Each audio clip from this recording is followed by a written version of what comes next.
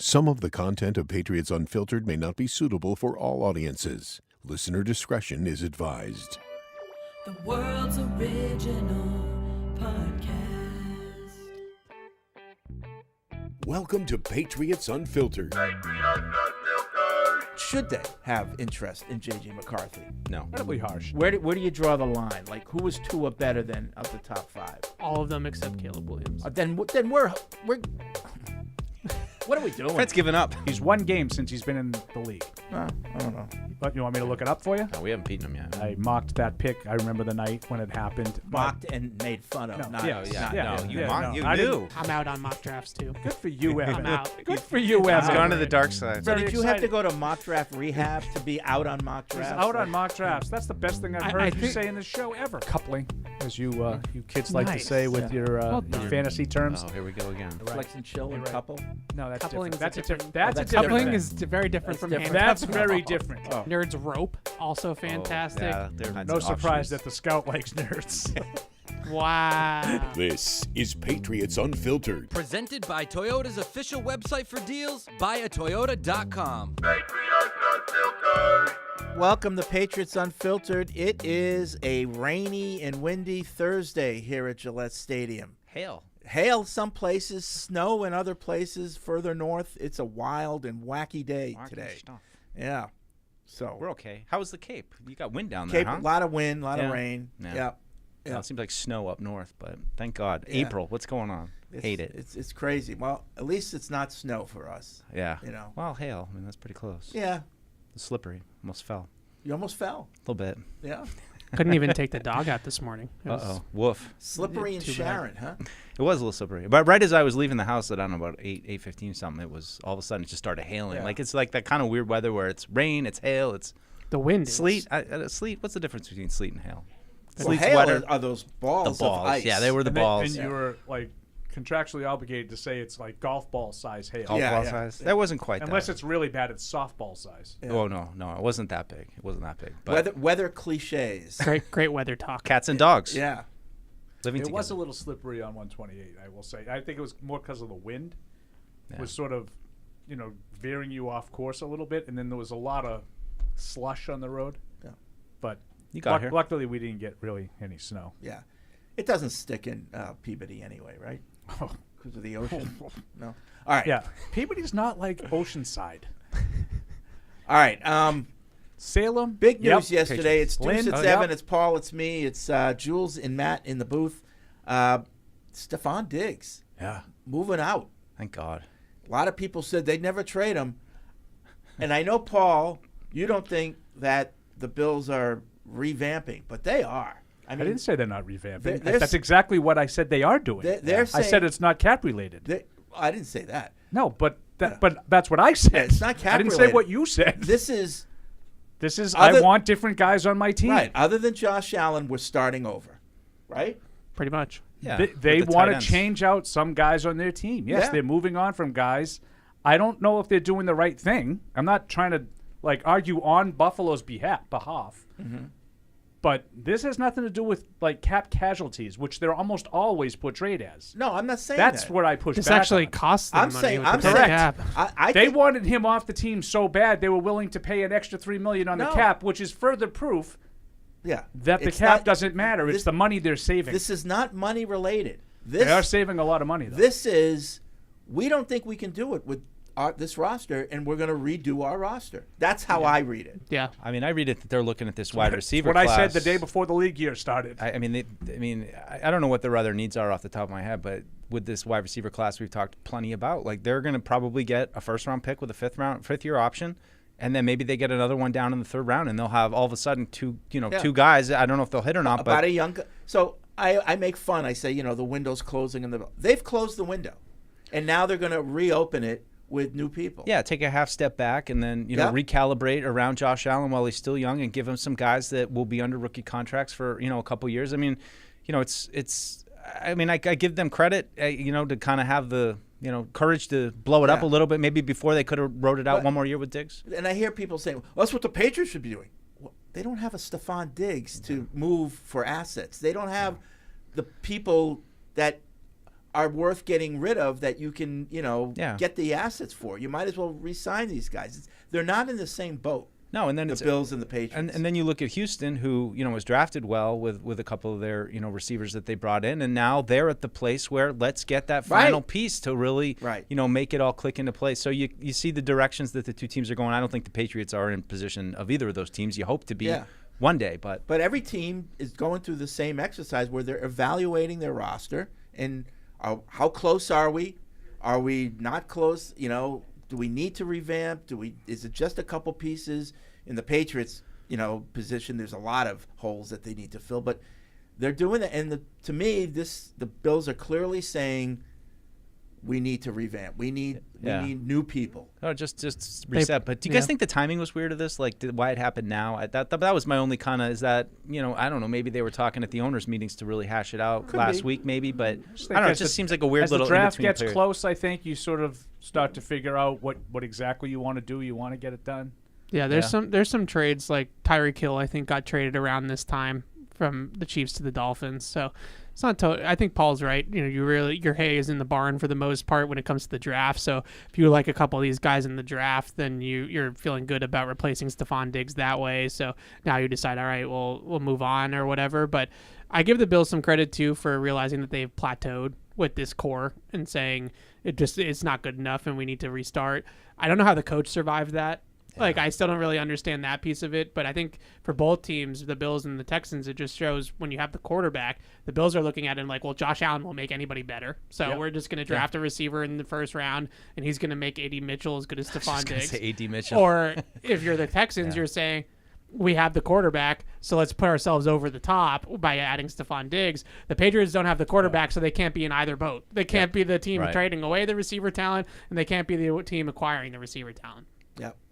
Got to be the team trying to draft the quarterback talent. Yeah. Hopefully. So now, what do you think about the narrative that I heard yesterday? The AFC East now is wide open.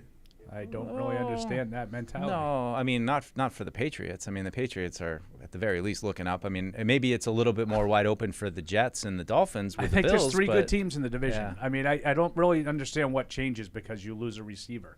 Like, I read a lot of it, and this is one of your rare, not a straw man.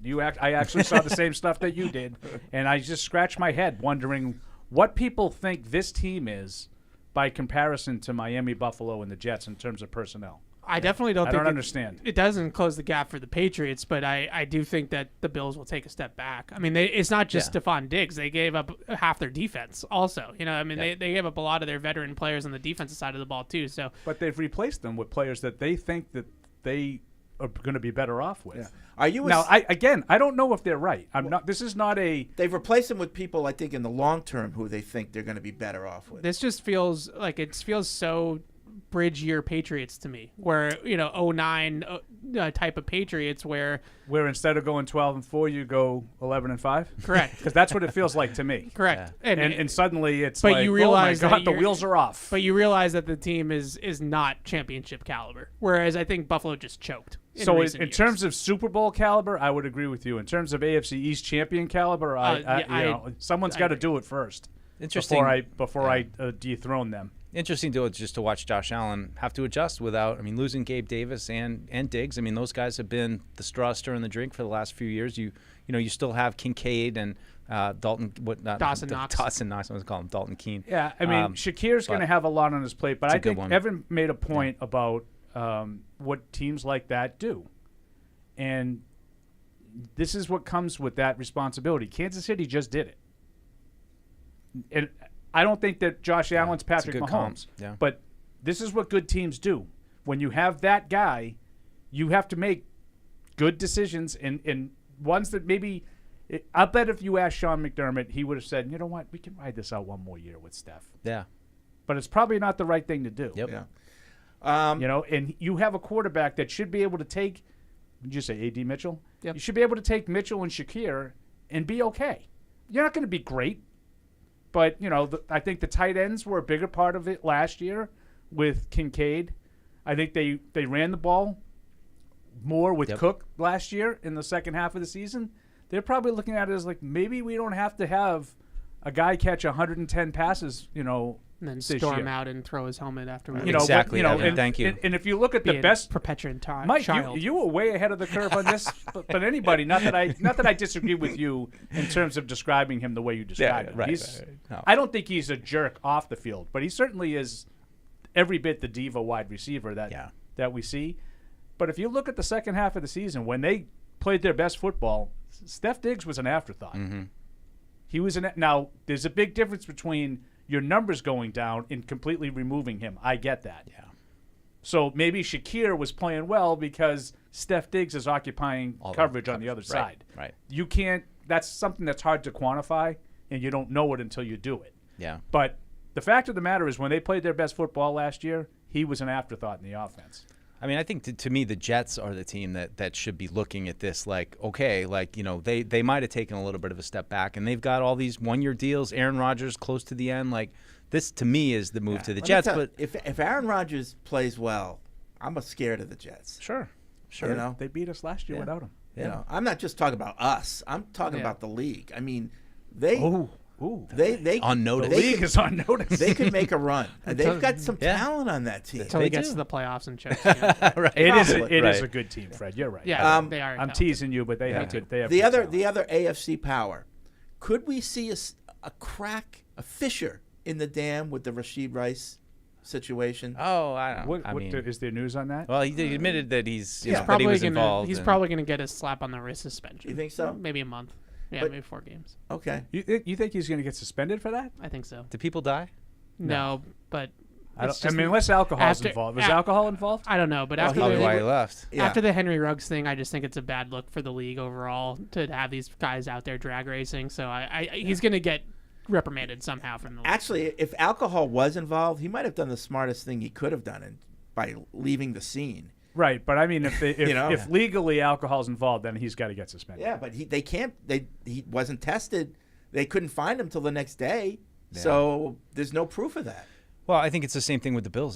There's a good receiver class, and when you have Patrick Mahomes, you feel like you're already ahead of the game, and you're going to draft one of these kids anywhere from the first 3 rounds that has some speed, and all of a sudden, boom, you've got another piece to kind of play with. But when you have great teams like the Patriots or the Chiefs, you look for signs that guys are doing dumb things. Yeah, Stephon Diggs was disgruntled. Like, he was a diva receiver that was disgruntled. I mean, he was openly disgruntled, in the media and stuff like that, and on Twitter, like tweeting, we'll see what the Bills would be without Stephon Diggs, that type of stuff, like even before he got traded. So he is a problem. But I look at the receiver class too, and all of us I think would be excited if the Patriots traded for T. Higgins or made one of these splash receiver trades. But clearly the league loves the receiver class just as much as everybody else does, because all they got was a 2025 second-round pick for Stephon Diggs. And I wonder what's out there right now for T. Higgins. You're going to have to trade for him, and you're going to have to pay him $100 million and give him a contract extension. And I think a lot of teams, especially teams that are good at drafting receivers, are going to sit there and say, well, I can have Keon Coleman, or I can have Xavier Legette, or I could have whoever at 34 instead of trading and then paying an older T. Higgins. Yeah. I think that the receiver market this year, outside of Calvin Ridley's contract, has been very, very poor because of this class. I read somewhere else where somebody said that the Bengals are clearly all in because they're not moving T. Higgins. Mm-hmm. They're keeping him. They're all in. I think that's probably what's going to happen. I mean, draft could spur some movement, but I think he's probably going to stay with the Bengals. Yeah. Real quick though, Fred, I thought what you were going to say was the vote about the stadium in Kansas City. Well, that's a good one, Mike. I was going to bring that up because they turned down the public funding in Kansas City. So I saw that Kansas might make a play for the Chiefs. But I was going to bring that up in relation to what the Bills are doing. They're building a stadium, and I'm not sure if it's fully past the money that they're getting, and now you're kind of retooling in the midst of that. Is that risky? I guess as long as you have Josh Allen, it's okay. But you're getting rid of players, and do fans look at this as it's going to be a reset? It's going to take a few years before that we get back to where we were. Maybe I'm whistling past the graveyard. I just don't see like all that big of a change. Huh? As long as you got Allen and I think as long as, just like Kansas City, and I said it a million times, as long as he's healthy, they're going to have Kansas City will have a chance to win the Super Bowl every year. Now maybe Buffalo's not at that level because Allen's not at that Mahomes level, but as long as they have Allen, they will be a threat in the playoffs every year. Yeah, I now agree maybe with it's that. a notch down from the Super Bowl because he ain't Mahomes. No one else is either. I just look at the defense side of the ball. They broke up that safety tandem. They already had lost Tremaine Edmonds a couple off seasons ago. There's just a lot of new faces on that defense. Now, McDermott's a good defensive coach, so maybe he just makes it work on his own. It's not so much Diggs because I think that they can replace Diggs, and Allen is that good that he'll just elevate the offense by himself. But defensively, they've been really, really good on that side of the ball, really since McDermott took over. I think what's interesting to me, too, is last year, we talked a lot about going into that season where the big conversation point with Buffalo was trying to get Josh Allen to kind of, I don't want to say play it safe, but along those lines. And, I wonder if that's going to be even harder for him this year now that he's got some new pieces that he might not trust the same way that he has. What was the percentage of targets that Diggs had compared to the rest of the offense? It had to be overwhelming. Not this past year, but 2 years ago, he was one of the target share is one of the highest in the league. This past year, because the last half of the season when they switched coordinators, he kind of got phased out. So that was a big reason why he was pissed off. Yeah. So disgruntled. Yeah. All right. Yeah, but you mentioned in Kansas City they turned down the renovation. I mean, I don't know if that's that big a story, But good for them. Yeah. No, I agree. These owners have to. I don't really agree with public funding. No, it's true. I mean, should I not say that? And we live in a state where nobody's in favor of it. And Robert Kraft had this is a long time ago, but had to finance this thing. All he got was like $70 million for infrastructure, which he had to pay back. So. Like, he got no money for this stadium, basically, compared to some of these other places where it's to the point where the team doesn't really even own the stadium. They just have a sweetheart lease, and it's run by the municipality. Chargers, right? Them too. They're like splitting the lease. I mean, look at Buffalo. Buffalo's stadium is, I think, $1.4 billion, and $850 million is coming from the state, and then the Palucas are footing the rest of it. Yeah. So it's the 75% of it is state owned. Right. So. So do you really own it when the state, Yeah. I know like the Texans don't own that stadium. There's a lot of teams. The Giants, I think they have most of it, but that's also, the New Jersey Convention Center. Sports Authority. Right. I get it. I get taxpayers saying no. Yeah. We know how much money you're making. Well, that was, I mean, we spent a lot of time, talking about the Patriots in that poll, but I mean, the ownership for the Chiefs was pretty poorly rated too, which was really, just surprising to me. You think teams are winning, that's what fans care about. Well, but yeah, that's when you do the vote is after you win a Super Bowl, and even then it didn't pass. Yeah. Yeah. Well, I wonder how much that survey had to do with it, because it's obviously the players that are. Answering those questions. If the fans of the team are looking at it and say, well, all of our guys, they don't like the owners because the owners promised to do X, Y, and Z, and instead he upgraded his suite. I'm sure you guys have seen that. Well, that's and then he didn't really do a lot of the things that he said he was going to do. There's background to that because he's such a suck up. No, because when Hunt first bought the team. He was from Texas, and he literally built a 2-level suite that he lived in at the stadium. Right. So that was already there, and they just kind of refurbished it. Yeah, they added a story, number one. But, so it's not like... For Taylor Swift. It's one thing to do that while you're doing all the things that your players are telling you need to be upgraded. Right. They didn't. Well, according to them, listen. I don't know the inner workings of Arrowhead. So I'll put my I'll put my management hat on and say, we don't want to throw money into the stadium because we want a new stadium. That's what we want to do. But again, it's okay to refurbish my suite. Well, yeah, I mean that's one little part. I'm sure that's probably overblown. I don't think if you saw it, you would say it was one little part. But my point is, it was already had a spiral staircase, and it was already. An elaborate suite as suites go, like and they made it better. Yeah. It's a whole house. It's three. I believe it's 3 stories. It's like a New York City apartment, right? It is. The owner, literally, the original owner, Lamar Hunt, actually lived there. Yeah, I don't hold it against him that he has it. Yeah, like that part of it is not really relevant to.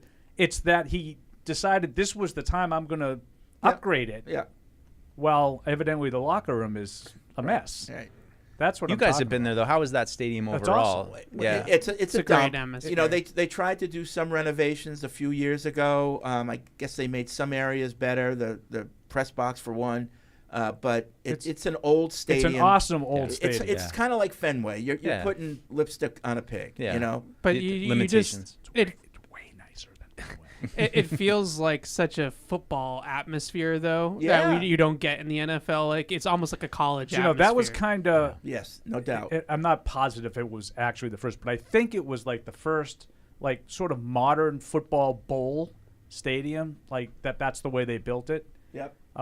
It's a great place. It's it really awesome. is. Now it's Awesome. old. Its time has come.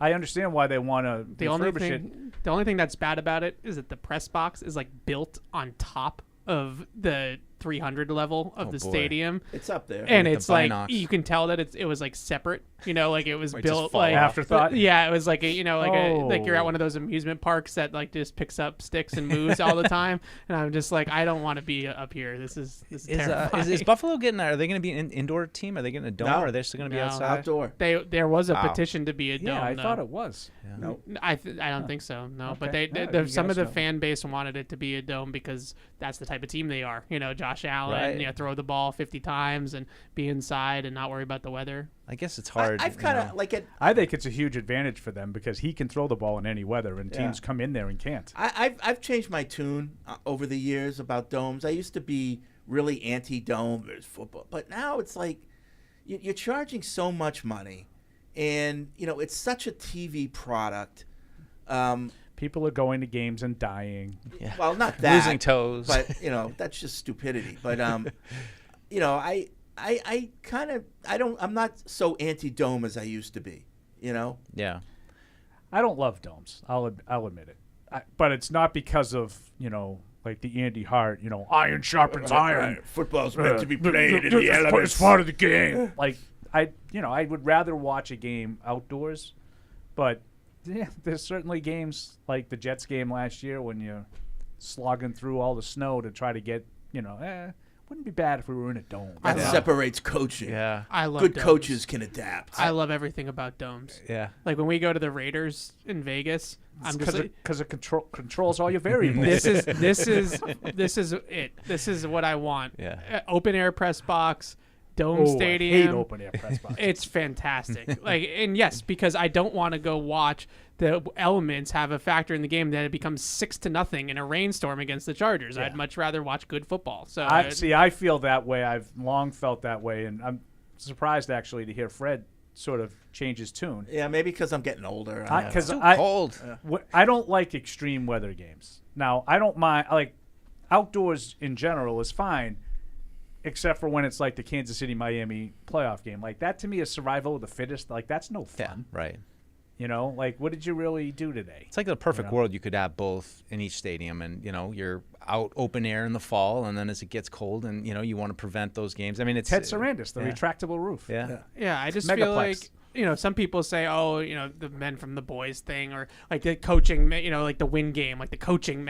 To me, the coaching is when you actually get to like scheme things up and Right. actually call plays Oh, because yeah. the Not elements like- are. I totally factor. agree. Right. That's harder to do than to just run the ball 60 times in a windstorm. It's not about like a coaching like dominance because the weather prevented teams from playing to their best of their ability. Yeah. So Good weather talk on the show today. Good weather. A time. lot of weather. It's a all right. theme. Web radio Well, it is at ridiculous that Patriots.com. we're in the first week of April and we're talking about like this level of a storm. I don't know why we live here. Oh, we've always had storms like this. I remember April 1st. Remember the April Fool's snowstorm that we Yeah, got? I think I was in high school. Yeah. I think it was maybe 2 years ago that we got snow at this time of year, like an actual snowstorm. Yeah. I don't remember. CTE. All right. Phones are still down. We're still waiting for a new phone system. I don't know when that's going to happen. Matt sprung on me today. I need another new piece of equipment to make it work. Is it a telephone? Yeah. We need. It's called. In my defense, I warned we would need equipment. I just didn't send the If link you till take today. that little wire with the clip and you put it in Yeah. the phone jack, Do we need it? Deuce, why don't you just give out your cell phone I was number? about to We'll say, put people dude. on speaker. Right. I don't think I want the PU listeners having my personal cell phone. No? No You offense. don't want What that? about your work phone? You don't want to be talking to Eldred? No, you those know, are still. like I know. 10 o'clock at I'm trying night? to. Deuce, wake up! I had a thought. Paul, I disagree with you.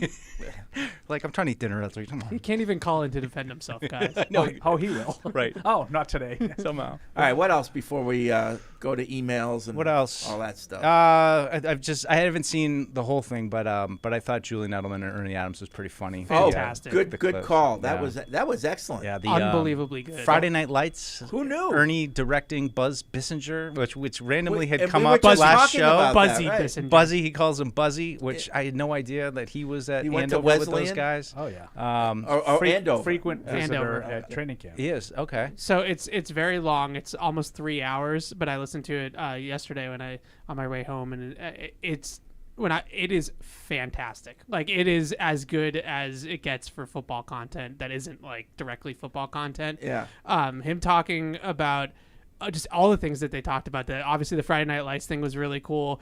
He talked a little bit about the Niners in the Super Bowl and their decision and what he would have done, Yeah. which is what he did here. So that was really cool. He talked about meeting Bill Belichick for the first time and how they became friends. I mean, it was just that guy should be a Hall of Famer in my book, anyways. But like, Yeah. he's also a Hall of Famer when it comes to doing stuff like that. Like, he was fantastic. Yeah. I could see a lot of people now saying, "Oh, we need to get Ernie Adams as a guest." Because He's so quirky and interesting. But he's got so much information. I would just encourage everybody to go in the archives. The podcast is there. Hats from the past. Ernie Adams was a tremendous guest. Yeah. And Much then, like a lot of other things, yes, we have done that. talking about defenses and play with leverage and the basics of what you do when it's cover 5 or something like that, and like the way he explains it, like to him and Bill, it was just probably so obvious. Yeah, that was that was one where Julian was talking about playing Yeah. defensive back, and he was like, just don't lose your leverage. And then they started talking about Kansas City. About all of a sudden they go to cover 5, and you're like, what are you guys doing? I mean, just that stuff Thank is you. interesting. Yeah, that was the best part. Right? Yeah, he was great. It was it's long, so you gotta have time to be able to sit down and watch the whole thing, but it's worth it. Yeah. So that's good stuff. What's the name of Julian's podcast? Games with Names? Yeah, Games with Names. Games with Names. Highly recommended. Yeah, you got an Ernie T-shirt too that he dropped. Now, is that name kind of like what you and I always talk about? Like all the Patriots games have names? Oh. Or is it just... That's a good question, Paul. I've Totally been wondering not- exactly I think that's what it's referring to. Because, like, Is it? Mike and I have Yeah. that big joke that we can just rattle off Yeah. 24 games that You're- have names in I'm Patriots I'm history. ashamed because you're probably right, and I'm like, what does that mean? The s- Is it like the I'm s- playing with The famous s- people? No, it's like that's the kind of what I s- thought. The snow game. It's the Yeah. I mean, there's the win The game. Immaculate win game, Reception. There's the like Brandon Cook's game. There's the Harper's Muff game. Right. There's the Mortar Kick game. Right. Like, they have a lot of names. yeah. That Harper's Muff. all you have to do is say one thing, and 90% of Patriots fans know the game you're talking about. Yeah. Right. That's how just legendary the run was that you Yeah. get, like, there's just so many of them, and we all watched them, and we were all there to, like, it's crazy. And Ernie just does a great job of talking about it from, like, there's nobody more other than maybe Bill that's more educated on what went on here for Yeah. that period of time. So that part of it, I just think is And fantastic. the thing that occurred to me most, listening to some of it, was what a loss it was for Bill when Ernie retired. Like, he really was I thought that too. part Yeah. of his brain. Yeah. And he lost part of his brain when Ernie left. It was at least somebody who saw the game the same way as him, and clearly had a respectable relationship with him, where he could chime in on that headset and say, "Bill, all right," Yeah. rap it out, and Bill was instantly knew he was right. I mean, you go back to high school with the guy, the shorthand that they had together. So, yeah, another aspect I think that certainly didn't help things the last couple of years. Yep. Yeah, this talk about the Super Bowl decision to kick or not kick in overtime was interesting, and he brought up the fact that if you go second and you need something, then you have fourth down. Right. And I think that that was his whole thing, was like, you can call your drive knowing that you have 4 downs, so it makes it even easier in his mind to This move is the first time you should be kicking off. yeah. So, and he said that him and Bill had already been thinking about the strategy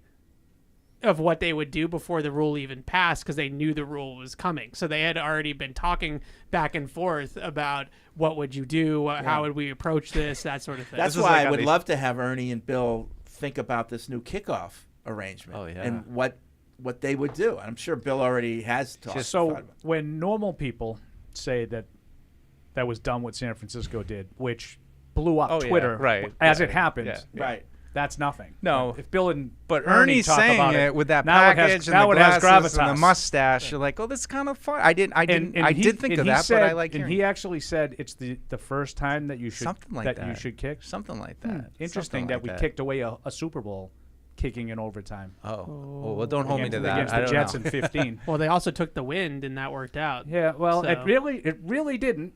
That went back and forth 3 times. They punted, and finally a punt hit a guy in the leg, and the Patriots took over in field goal range. Did they win the game when they took the win? But they cost themselves a Super Bowl by doing that in 15. I'm much more upset about that. Fair enough. Oh. I didn't know it was going down that road. All right, web radio at Patriots.com. Because it's just like the hero worship is ridiculous. Like the most obvious thing, which happened live at the time, that everybody said, he comes on a podcast and says it, and it's like, mind blown. Like, it's just ridiculous. Like, everybody knows Shanahan screwed up. Everybody knew it before it happened. Yeah. He does. And the one thing, I'm not as strongly on it as Paul is, but Ernie does like to talk out of both sides of his mouth a little bit, where, like, he's not an analytics nerd, but he is an analytics nerd, and like these nerds don't know. You sound like a scribe, Evan. And it's like, but wait a second. We like to call him the scribe. Your title here was Director of Football Research, and what you did for the Patriots was analytics, but not those analytics. It's analytics, and like those people don't know what they're talking about. Analytics. Yeah, but I did. Nice, that sort of thing. Like when we talk about like value with contracts. The Patriots didn't just pull that out of their butts. They had models that projected, like, this is what we think this guy is worth. What do you think all these nerds are doing in all these front offices now? But if you asked Ernie, the nerds don't know what they're talking about. Well, it's the same thing like Paul's saying. Is like Ernie just like, you go to a spreadsheet and it spits this out, but Ernie just like processes it and like, he just says it like, that's it's like clock management. Right. I don't need a spreadsheet. Yeah, right. I would love, before the game and, the two teams would be out warming up and, going through their, run-throughs or their walkthroughs before the game. And Ernie would stand with his back to the Patriots and just watch the other team. Yep. And I always wondered, like, what information are you getting?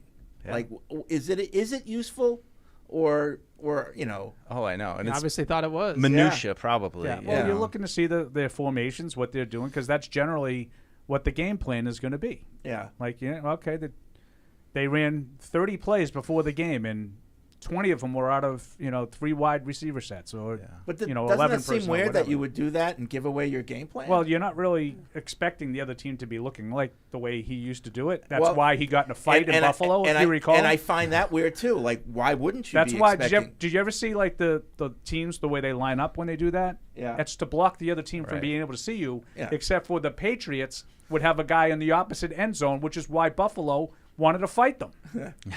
In Buffalo, it happened like 5 or 6 years ago. Yeah. You think he's watching like the kickers too, and like how the ball comes off their foot, I think and he's what their range everything. is? So Lee Johnson, remember Lee Johnson, punter? Yeah. He used to say, "This guy over here is just watching me kick." He's got these creepy. He's got these big glasses. Do you remember this, Fred? Yeah. Lee Johnson. Yeah. He's like, I don't know what he's doing, but every kick, he's watching me kick.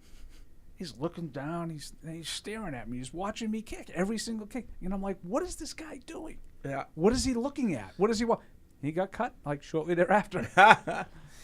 No, what fascinating guy. The last straw for Lee Johnson was that Chargers game in 2001 that Brady led them back to, with the late score. He mishandled a snap and sort of served it up on a platter for a touchdown. That's what put the Patriots behind by 10, in the fourth quarter. And that was it. I think he got cut the next week. But he used to sit there and goes, why is this guy staring at me all the time? He's always watching me. And I think they got Josh Miller after that. Twirling his mustache. I like Ernie. Ernie was a lot of fun with No Socks and I when we did the podcast. More so, he was better off air. And I know people always, why didn't you have the best stuff? But he was much more personable and fun off air. Yeah. On air, he was very straightforward. Here's the facts, ma'am. It's funny how he's having a moment now in his retirement, because I remember, I think I've told the story before, how I got an Ernie Adams autograph, which was kind of funny. But he was kind of always this guy behind the scenes that you didn't really know. He was like the genius behind Bill. And who, I think ESPN had an article about him that was like, who is this man? What does he do? And they asked a bunch of people, and now he's on a 3-hour podcast. Right.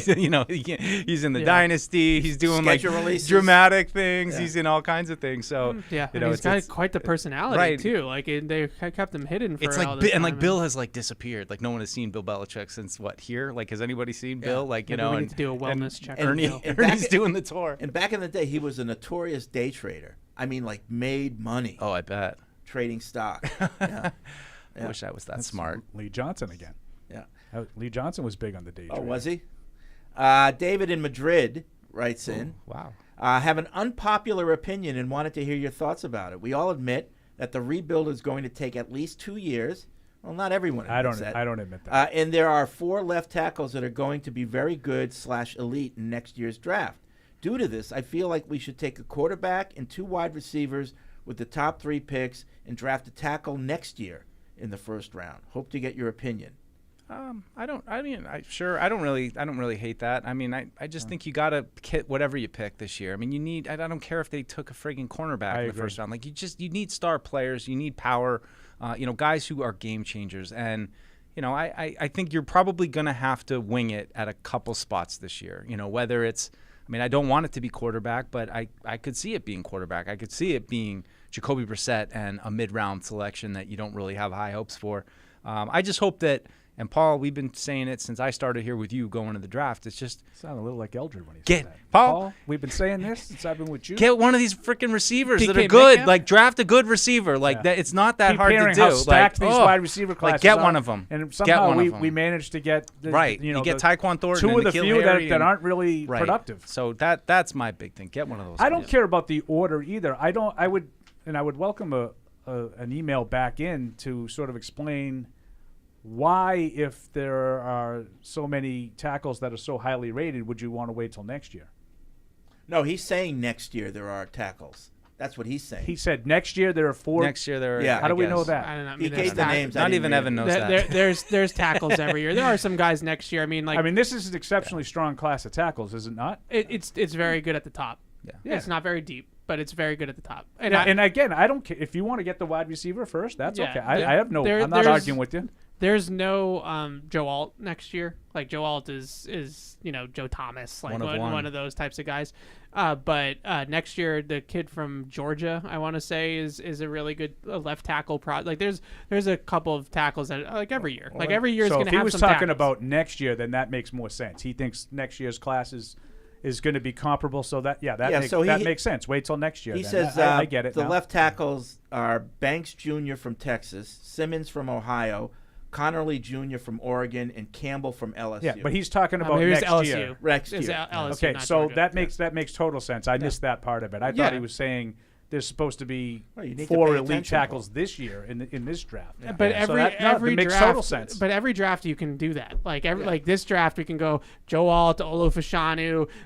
You can just do it every year. Tackle is one of those spots where there usually is 2 or 3 really good first-round tackles. Hey, Patriots fans, if you want to see Toyota's best offers, including those not seen on TV, go to buyatoyota.com. It's Toyota's official website for deals from the official vehicle of the New England Patriots. Toyota, let's go get a rain jacket. And inside message, support the home team. That means us.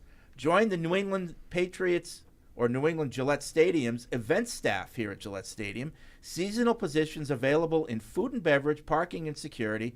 Come meet us in person at Walk-In Wednesday, every Wednesday in April from 8:30 a.m. to 6:30. Gillette Stadium, E1 entrance. You may get an on-the-spot offer to join the team. Wow. We like you so much, Mike. We're not going to let you leave the building until you sign right here. Up. I feel like that might be a good summer job for like high school, like the boys when they get in a little bit bigger. But like slinging food, walking around the stadium, taking in some events, like it'd be a good summer job, right? Barth did that. Yeah. He was a hawker. My kids wouldn't do that. No. What to? That's work. Work. It's work. Tyler in New York City says, I think the Patriots are taking a wide receiver with number 3 overall. Everything else is a smokescreen. It's no coincidence that the Browns' offensive staff flocked to New England after 2022 shellacking during the Zappening, a 300-yard, 2-touchdown, no interception, 3-score victory for the third stringer Bailey Zappi. AVP and company know they have a diamond in the rough, and that all the Zapster needs to succeed is a true number 1 and a franchise left tackle. QB1. Well done. I hope the you're point I right. would just make with this year, the value of this year, is that you have a chance to get, and I don't know, correct me if I'm wrong, there's maybe like 5 potential really good elite, top of the, like, all Neighbors, Harrison, May, Williams. I don't know, another one maybe, but like I feel like they got to get one of those guys, like one of those 5 somehow. There's 9 offensive players at the top of the draft that are all studs. One of them is Brock Bowers, which I just That's don't. a good one. I don't know if that necessarily makes sense for them to Yep. at tight end, but you have the 3 quarterbacks: Caleb, Jaden, Drake May. You have the 3 receivers: Harrison, Neighbors, Adunze. You have the 2 tackles: Alt, Fashanu, and then you have Brock Bowers. So there you go. This board is 1 through 9 on everybody's big board is offense. The best defensive player in this draft is Dallas Turner from Alabama, who is most people think is the 10th or 11th best prospect in the draft. So if you come away with one of those 9 guys, Right, that's it. you know, we can get into the weeds of, is Brock Bowers make sense? Does the second tackle off the board make sense after a trade down? But those 9 guys are all considered blue chip elite offensive prospects. That's why you're the 3rd overall pick, and I mean we know what it took for them to get that pick. Like it's not easy to end up at 3rd overall, right? Like you sometimes you just kind of luck into wins. Are you saying they worked hard to get to 3rd overall? Well, you know how. What like, are you saying? No, because sometimes They it's were like, so bad, and they still didn't get right, the number like 1 you pick. know, like and they still lucked into a couple wins, kind of. So you know, it's just everything kind of has to line up, especially if you're going to end up, at the top overall pick, where it's not even you suck, but you have injuries probably too. So you know, it's when you're at this spot, get one of those guys, and if you get one of those guys in that list, it's a good start. It's a good start for rebuilding the offense. But I push back on people who are like, when they put a number on the rebuild, like 2 years. That's what I said. it could be I don't- forever. I mean, there's could no be number on it. It could be 5 years. It could Right. be 1. It Like, could, or, I yeah, don't you could know. be the Houston Texans, who are now probably a contender next year. That's the thing, again, we're so spoiled to have had Tom Brady and do what, remain at the top, a contender every year pretty much for 20 years. There's 31 other teams in the league trying to get better every year, going for the same pool of players that you are. It's hard. Yeah. It's hard. Right. And they're not all idiots, and- all these other teams. And by the time we're talking about the offense, and then the defense is going to be a problem. Like Judon's Right. gone now, It's and like my golf game. You're Yeah. always it's always whack-a-mole. There's always a Right. problem for it to all line up, But I think we all agree, and I think generally the consensus agrees, and it's kind of coagulating around Drake May. I feel like that's the guy right now that everybody feels like if we can put that piece into place, we'll have a chance against these good teams, and the rest of it we'll figure out. But that's the piece you need. Until you get that one, you're just kind of spinning your wheels. Bronson in Salt Lake City. Speaking of the AFC East, the Dolphins lost some of their top defensive players like Xavier Howard, Jerome Baker, Andrew Van Ginkel, Christian Wilkins, plus a bunch more. Just curious how you think that affects them. Obviously, they will still have an explosive offense. Just curious your thoughts on the Dolphins roster at this point. Now do the additions. He didn't write that. Right. I'm less worried about Christian Wilkins is the only loss, Yeah. Jerome Baker's a good player. but they replaced him. Xavier Howard's old. Right. Xavier Howard hasn't been the same guy the last couple of years, but as much as I love Mike McDaniel, the offensive coordinator, I wonder about Mike McDaniel, the head coach, a little bit. Those teams have. I worry about late season. Yeah, the it teams seems like have the flamed offense is out. great for 3 months, and then it kind of goes AWOL. Yeah, Down the stretch when maybe teams figure out what they're doing. And a lot of coaches, offensive coaches in particular, that's true for. Like, it's notoriously true for Cliff Kingsbury. Like, whether it's college or the pros, his teams flame out after Thanksgiving. Andy Reid for a while, another one that's just like in the lab all summer, and then you get through September and October, and then everybody starts to catch up to him. Obviously not anymore with Patrick Mahomes. That don't happen to Andy Reid. But it used to happen, like, early Philly, times and stuff. So a lot of offensive guys that happens. But Logan in Myrtle Beach. Do you guys think you'd get a better package of talent by drafting a wide receiver in the top of the draft and then a tackle in the second round of this year's draft, or vice versa? I think they will end up taking a quarterback at one of those picks now that they traded Mac, but thought it was a possibility to try to surround him before they ultimately traded him. His comments on Jags social were funny. Did anybody see that? I did, yeah. It's Mac. And I wish he would have been more out there when he was with us instead of trying to be serious all the time like most of New England's players seem to be. Well, there's a reason for that. Do you think now that Bill and Brady are both gone, some players will be more themselves with the media? I don't know. I mean, Judon was kind of himself even with Bill. Well, there's very few players that had the gravitas to do that. Like Gronk was, you know. So there was, you know, kind of a fear of, you know, going over the line, you know, being too goofy. Yeah. But Mac revealed that he likes to rap. Yeah. No, it's, I mean. I just. We've seen that side of him. I don't know. I think we've seen that side of him for sure. And look, when things were going bad, he's not going to be on our TikTok, right? Like it's just, right. Yeah, it's just not what we're about here. But he's been on some of those videos before. I almost feel like him joking with you about being the offensive coordinator was a little, you know, little bit of that, of him, you know, being a little bit loose. But yeah, that's when we had hope. Jeff in Canada, I don't care if we stick and pick or trade and accumulate more picks. My main concern is by the time the draft ends, the Patriots must have at least one star player on offense. I'm with Fred. Yep. I can't go another year of being easy to defend. Yeah. No, I think that's everything. I mean, it starts with a quarterback, and you know, we've said many times, I think Drake May is worth missing on, but you know, there's still, like as I said earlier, those early second round receivers, like there are guys out there that will get you excited, you know, to bring them in, and those are the two pieces. It's hard to thread the needle with all three of the biggest needs. So again, I think they're going to have to, you know, figure it out. Maybe after the draft they make some acquisitions. I honestly wonder do you think there's any chance Duggar gets traded? Maybe. I don't know. I mean, if he comes back here, he's going to be under the tag, which is like $13 million or something like that. You know, so I guess a team could trade and then redo his contract, right? You don't have to stick with the tag if you trade him, right? Right. They could. If he hasn't signed it. Well, he could sign it, but then you could sign an extension after July. Before. I don't know. That's a tricky trade. Yeah. Because like it's not like he's franchise tagged. Right. So I don't know. I think that. Why would a team give up assets if they could just sign him to an offer sheet? Right. And then just take him for nothing. Yeah. So.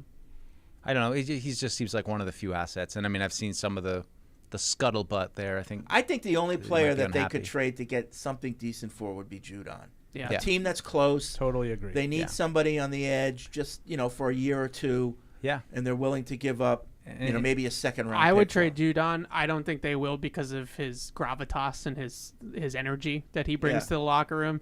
I think is important. Like they talk so much about character guys and, you know, changing the locker room culture, and I think he's part of that. So they probably won't. But in terms of what you could get back in a trade, if you could get a day 2 pick back for Judon, I would definitely do that. I wonder about Judon just because, you know, we heard rumblings that he doesn't really come to OTA stuff. Like he didn't mandatory. He's here. Well, but I wonder if the contract stuff. Yeah, but I wonder. I mean, he might have the contract. He might stuff have it this again year. this year. You're right. So I wonder if that's going to change this year. And you know, to Evan's point, I mean, I agree generally that he's, you know, that guy. But also too, like if you're a new regime and you know they're going to start up here next Monday. I want Matthew Judon here. It's a new, you know, this is a whole new thing. We need you here. And if he's not here, that would start to signal to me, and I don't even know how we'll really even know. I think he is going to be here. Yeah, I know you can't force players because it's voluntary, but I wonder if, like, you know, hey, Matt, if you can make it, it would be really good. You know? So he did an interview with Cadlick over at EEI and told Mike that he's going to be here. Oh, good. Yeah. Okay. All right. So that's good news. I mean, I think that would point in the right direction. I mean, when you talk about what they can do with the cap space they have, I think him, Barmore, those are probably the two biggest pieces. That was another thing that came up. Sorry, Paul. No, that's fine.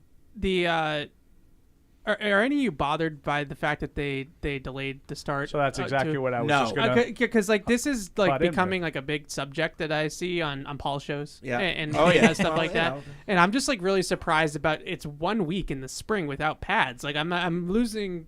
Yeah, I don't understand. But we're told it's really important, every week is important, every practice is important, every day is important, and yet they're giving up a week. Much like most things. And I'm only saying the devil's advocate argument. Much like most things, I look at it a little different, and I am not bothered by the fact that they had a chance to get 2 extra weeks and only took 1, like the on-field part.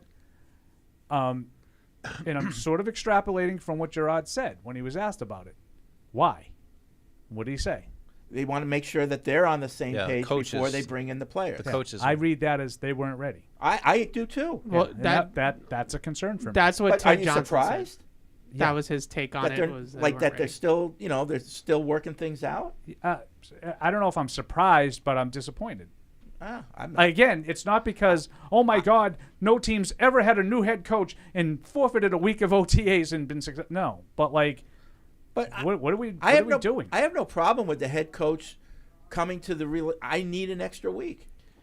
I mean, I'd rather have him do that than convince himself that he doesn't. If he does, I think there's a. No, I'm talking about the fact that he need. I'm taking him at face value. He needs another week. I agree. Yeah, so I'm saying that's not good. I'd rather, like I said, I'd rather have him admit that and take the week and be ready than, try to convince yourself that you're ready if you're not. I read it too because the quote continued and he mentioned about how they've been focused so much on the draft and scouting. And the coaching staff has been at all these pro days. So Gerard Mayo, AVP, McAdoo, TC McCartney. This is all adding to my concerns. These guys have all been scouting Drake May and Jaden Daniels for the last month and a half. Probably since the combine. They were all at the combine too. So I think a lot of the focus of the organization right now is what are we doing with the 3rd overall pick. And maybe some of this type of stuff that Paul is referring to with the coaching side of it has fallen behind because they are all on the scouting trail right now. Yeah. Nine guys at pro days, and we're not ready to start OTAs as a result. We're being collaborative. I would just say it is a giant new coaching staff, and the amount of coaching staff dysfunction that I've seen over the last 2 seasons. If they need a little extra time to work it out and make sure that everybody's on the same page, I'm okay with that. Like I've seen enough of guys running between position groups and teams and positions not knowing what they were doing. So. I don't know. It's a bunch of new guys. I don't really put too much thought into it. Now, after 2 weeks, when everyone else is back, if you're still not ready, okay. Yeah. Now we got problems. Sure, but I mean, we've seen with this running in the bubble. That's like what day one is. That's why it has nothing to do with anything that's happening on the field. It's the classroom stuff. I'm not. My concern is that they feel they're not ready to do whatever it is they do at this time of year. They feel like they're not ready to do it. They're not ready to be in front of the team yet as a coaching staff. According to Gerard. Yeah. I don't know. That's my concern. Not that they're missing, the lack of running in the bubble isn't going to prevent you from going to the playoffs. I hear what you're saying, but I think this is a giant new head coaching staff, brand new head coach with a new coaching staff. That's why they allow you as a new head coach the extra time. Yeah. So they'll still get extra time, though. But it's not like they're not here. Right. The coaches. Yeah, I'm just talking about their preparation. I know, level. but it's not like the coaches aren't here. They're here. I understand that. It's just that the players don't have to come until. What's more important? I would have felt better if he said, "I don't feel like we need that," and I just think that's added, wear and tear. We're just going to wait. He'd get killed for that too. He might, but it would make me feel better to know that they were ready to do it. They just chose not to. Yeah. Bill's done that many times. What's more important though, them nailing the number 3 overall pick or them having an extra week of? So if them nailing the pick was all these guys scouting these quarterbacks instead of maybe putting together the playbook or whatever the heck it is that they do, then I'd take the extra time. I just think too, it's this is a first-time head coach, so there are going to be maybe mistakes. There are going to be growing pains. There's going to be things that he does right and wrong that we need to have a little bit of understanding that this is a whole operation that he has to run now. A lot of new pieces. It's a first-time head coach, and correct me if I'm wrong. Has Elliott Wolf ever had the control he has right now? No. So basically, it's a first-time GM too. Right. Yeah. So the first-time coaches that are doing OTAs now, that's okay though. It's teach their own. Again, fine. I don't know.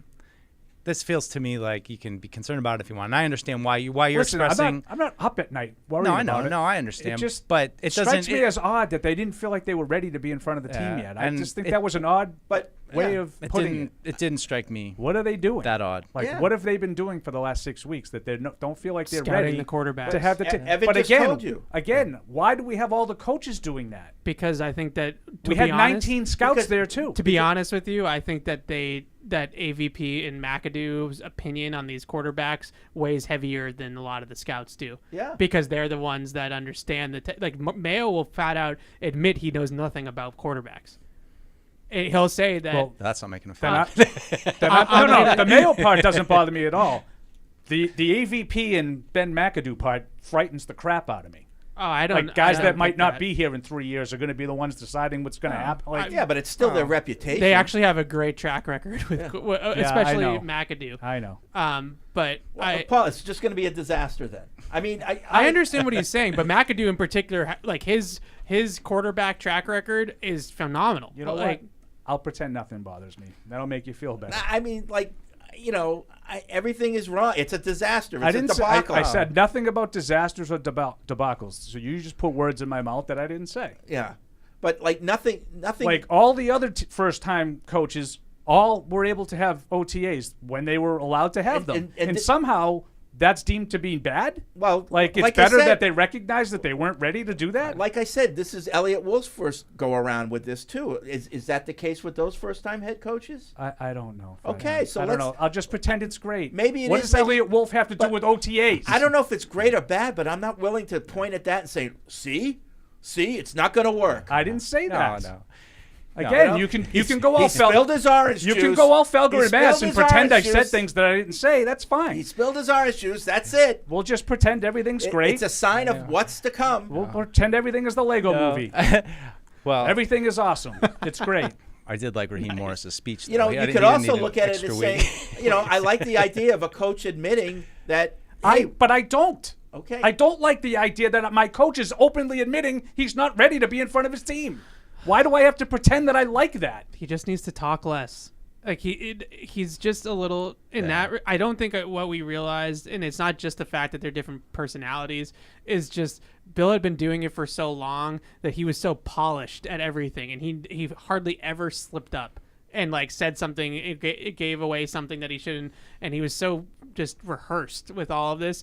And Gerard's just not there yet. Yeah. Like give a non-answer to a question. I don't like know that. if it's a good thing or not. Like, but I'm not like, I'm open to like what's going on. I'm not immediately saying that's bad. That's a bad thing. No, I mean, I don't think that's what I don't Paul's saying, know. though. I think Paul No. I said it was a disaster and a debacle. You weren't listening. No, I you need to listen better. No, that's why it's good. I mean, I think that's why we have good debate, and that's why Paul's radar goes up on those little things. And I think too, like to Evan's point, that we're so used to Bill being so buttoned up that like you had to really dive deep to try to get like these kind of things, whereas Gerard's kind of handing to you on a silver platter, and now it's. Especially with the media dynamic that exists in this town, where it's like, dude, you burn cash, like that is going to blow up, and that's going to be held against you in everything that's been said and written over the last 2 months. And we don't know the facts. We don't know the facts. We only know what Gerard has said. But we know that there's a lot of construction going on down there. Maybe that's not ready yet. I don't say know. that.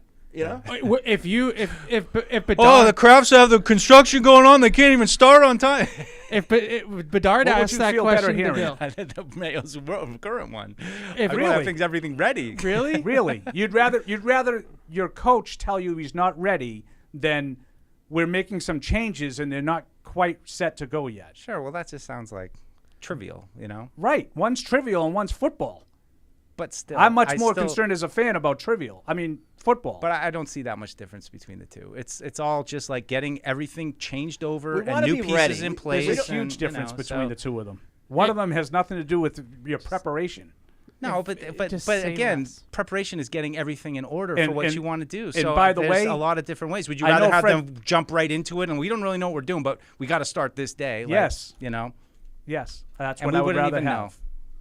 That would help them get the experience that they need. Yes. I think that would be a better situation. And the other thing, a lot of other teams that have that first-year head coach, it might have been 4 years before they had to make it. We've had the same head coach for 23 years.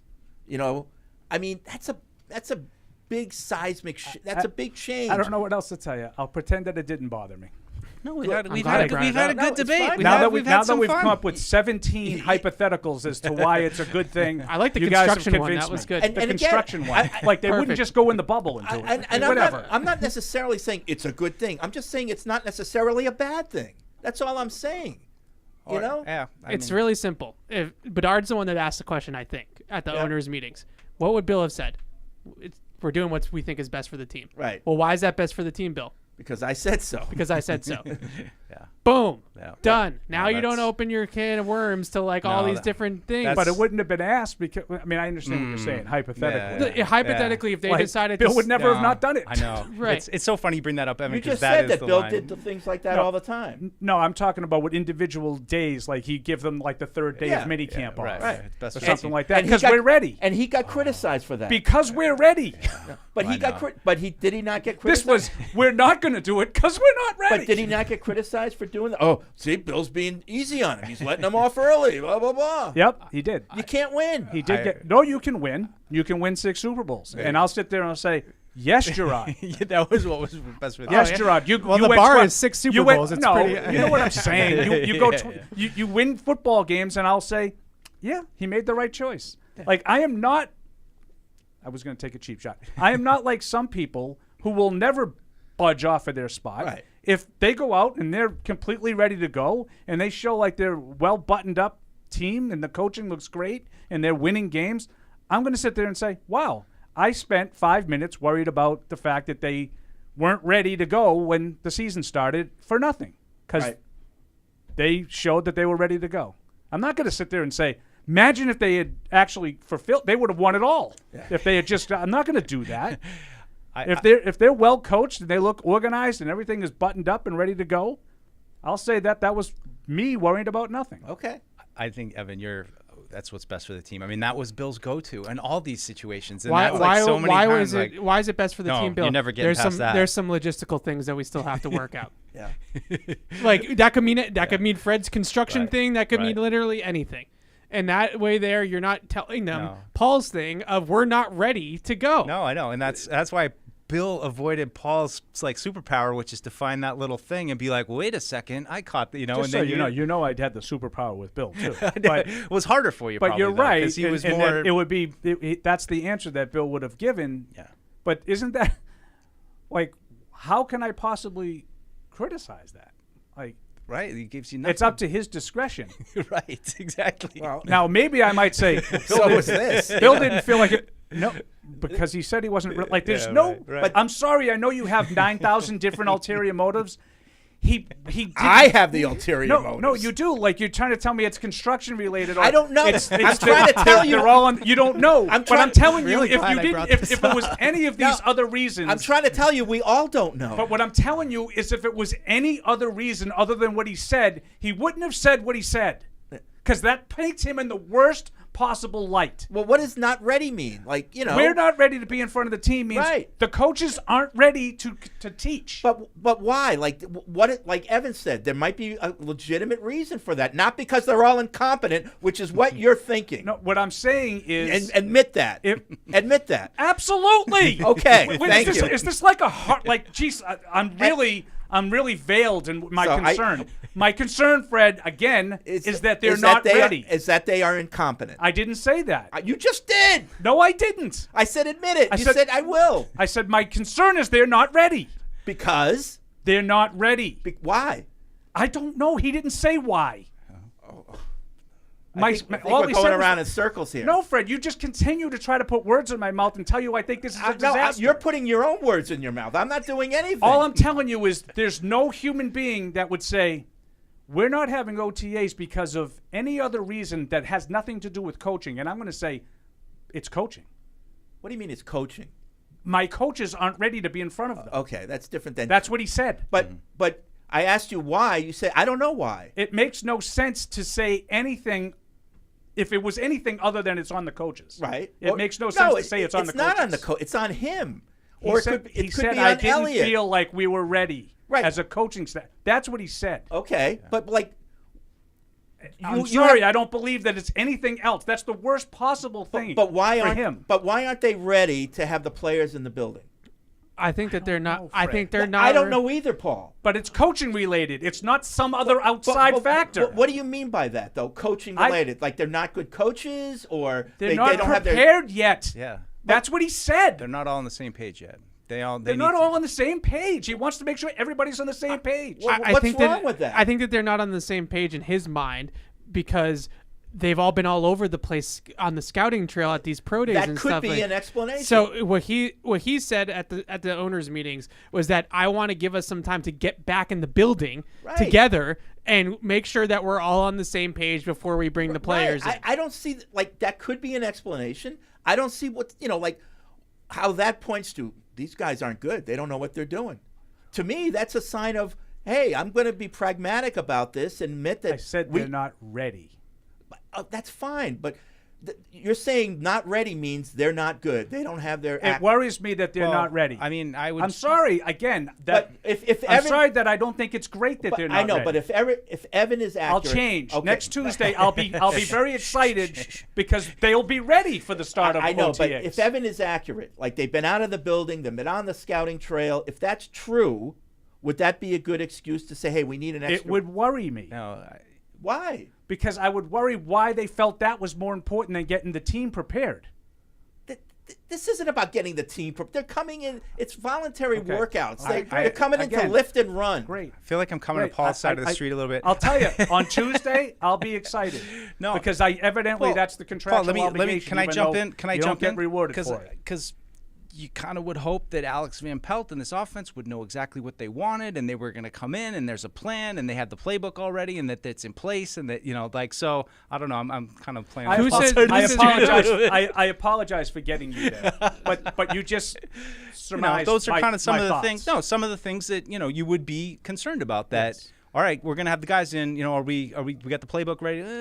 But they're not going over plays. This is when you start to get the install system stuff. I think my bigger that's why you get the extra 2 weeks because it's a new system. I don't even think they're allowed to interact right now with the players, right? Yeah, they are. What are you talking about? In the classroom, yeah. In the class, like on the field, they can't. They can't do walkthroughs. They can't do not anything. Not yet. But this is when they install the system. That's why you get the extra 2 weeks with a new staff. Okay. Yeah. Well. Listen, it's all irrelevant. I get it. I'll be psyched on Tuesday. If they've all been on the road, no, actually, I'm going to be pissed on Tuesday because they're wasting their time talking to the players. if they've all been on the road, this is the way you're supposed to do it. If they've all been on the road, then maybe they haven't had a chance to do it the way completely. And I would argue, why are they all on the road instead of doing that? I think that's more important. That's my concern. I think that they're on the road. Now we have 3 concerns. I think because this has been my concern all along with this. I'm not. Is that why you brought it up in the first place? You can tell the truth. Yeah, my concern with it is that I don't think the head coach knows the difference between this quarterback and that quarterback. So he has to bring his offensive coaches with him to tell him. Does Elliot Wolf not know this? It's different. McCarthy. Patrick Stewart and Cameron Williams. It's different. And the cast of other thousands that were at these things. It's almost like it's a different brain, though. Like they're looking at traits. They're looking at how big is he? How far can he throw? What's his arm strength? What's his mobility? What are the traits that he brings to the table? I guess what I'm saying is, did Alex Van Pelt and Ben McAdoo have to be on site? Yes. To figure these things I think out? they did because Mayo doesn't know. No. That's what I'm telling you. I think that Mayo has Elliot admitted Wolf is there and the scouts are there. They should know. If they don't know, they should all be out of a job. They know. I think that they know that this quarterback is good has these traits and is good at X, Y, and Z based off the film. But I think AVP and McAdoo know those details of the quarterback. Exactly, but you need to be on site to do that? Yeah. They obviously feel why like can't they just watch the film? Well, I think, and also, I mean, that's a good question, but I think they made the decision. We need to be there. We need to, lay eyes on this guy, talk to this guy. We need to be talking together while we're all watching the same thing. I'll give you a legitimate example. Last week you didn't need to talk to Michael Penix. This week it's really important that we got eyes on everybody. Okay, I'll give you a maybe the guys that legitimate we're example. interested in, we do need to. I mean, I don't So know, but contradictory. Whatever they do has got to be right. When they were interviewing, whatever when I they was do has to interviewing be Drake wrong, May, Paul. That's what you do. No, I just told you. trying to help. If It's they're all not buttoned up and ready to go, I'll sit there and say I was worried about nothing. Yeah, but that'll be great. okay. I didn't tell you that Bill Belichick doesn't prepare for seasons properly.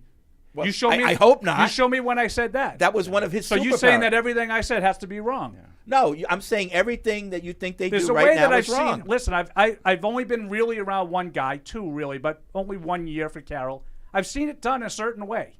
This is different. This is totally different. So forgive me for being a little skeptical of it. Doesn't mean it won't work. I got to say, I like the fact of having McAdoo, AVP. They're all right there. They're all seeing it in real time together and communicating. And if there are these issues of trying to put together what exactly we're looking for, I'd much rather have them all there, seeing it in person. This is such an important pick. And by the way, don't discount the owner in all of this. The owner keeps saying the same thing. And if you say the same thing over and over again, it's probably true. Collaboration, right? This is going to be a collaborative choice, this third round pick. I mean, this number 3 pick.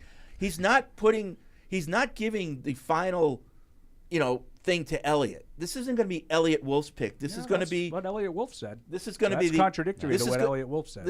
He'll have the final say, but this is going to be an organizational decision. And in order to do that, I think maybe the owner's saying you all have to be involved in this pick, meaning if it means being all there at the pro day, you all have to be there because everyone's opinion has to be inputted for this. And you didn't bring in Ben McAdoo not to have his opinion, especially with picking a quarterback.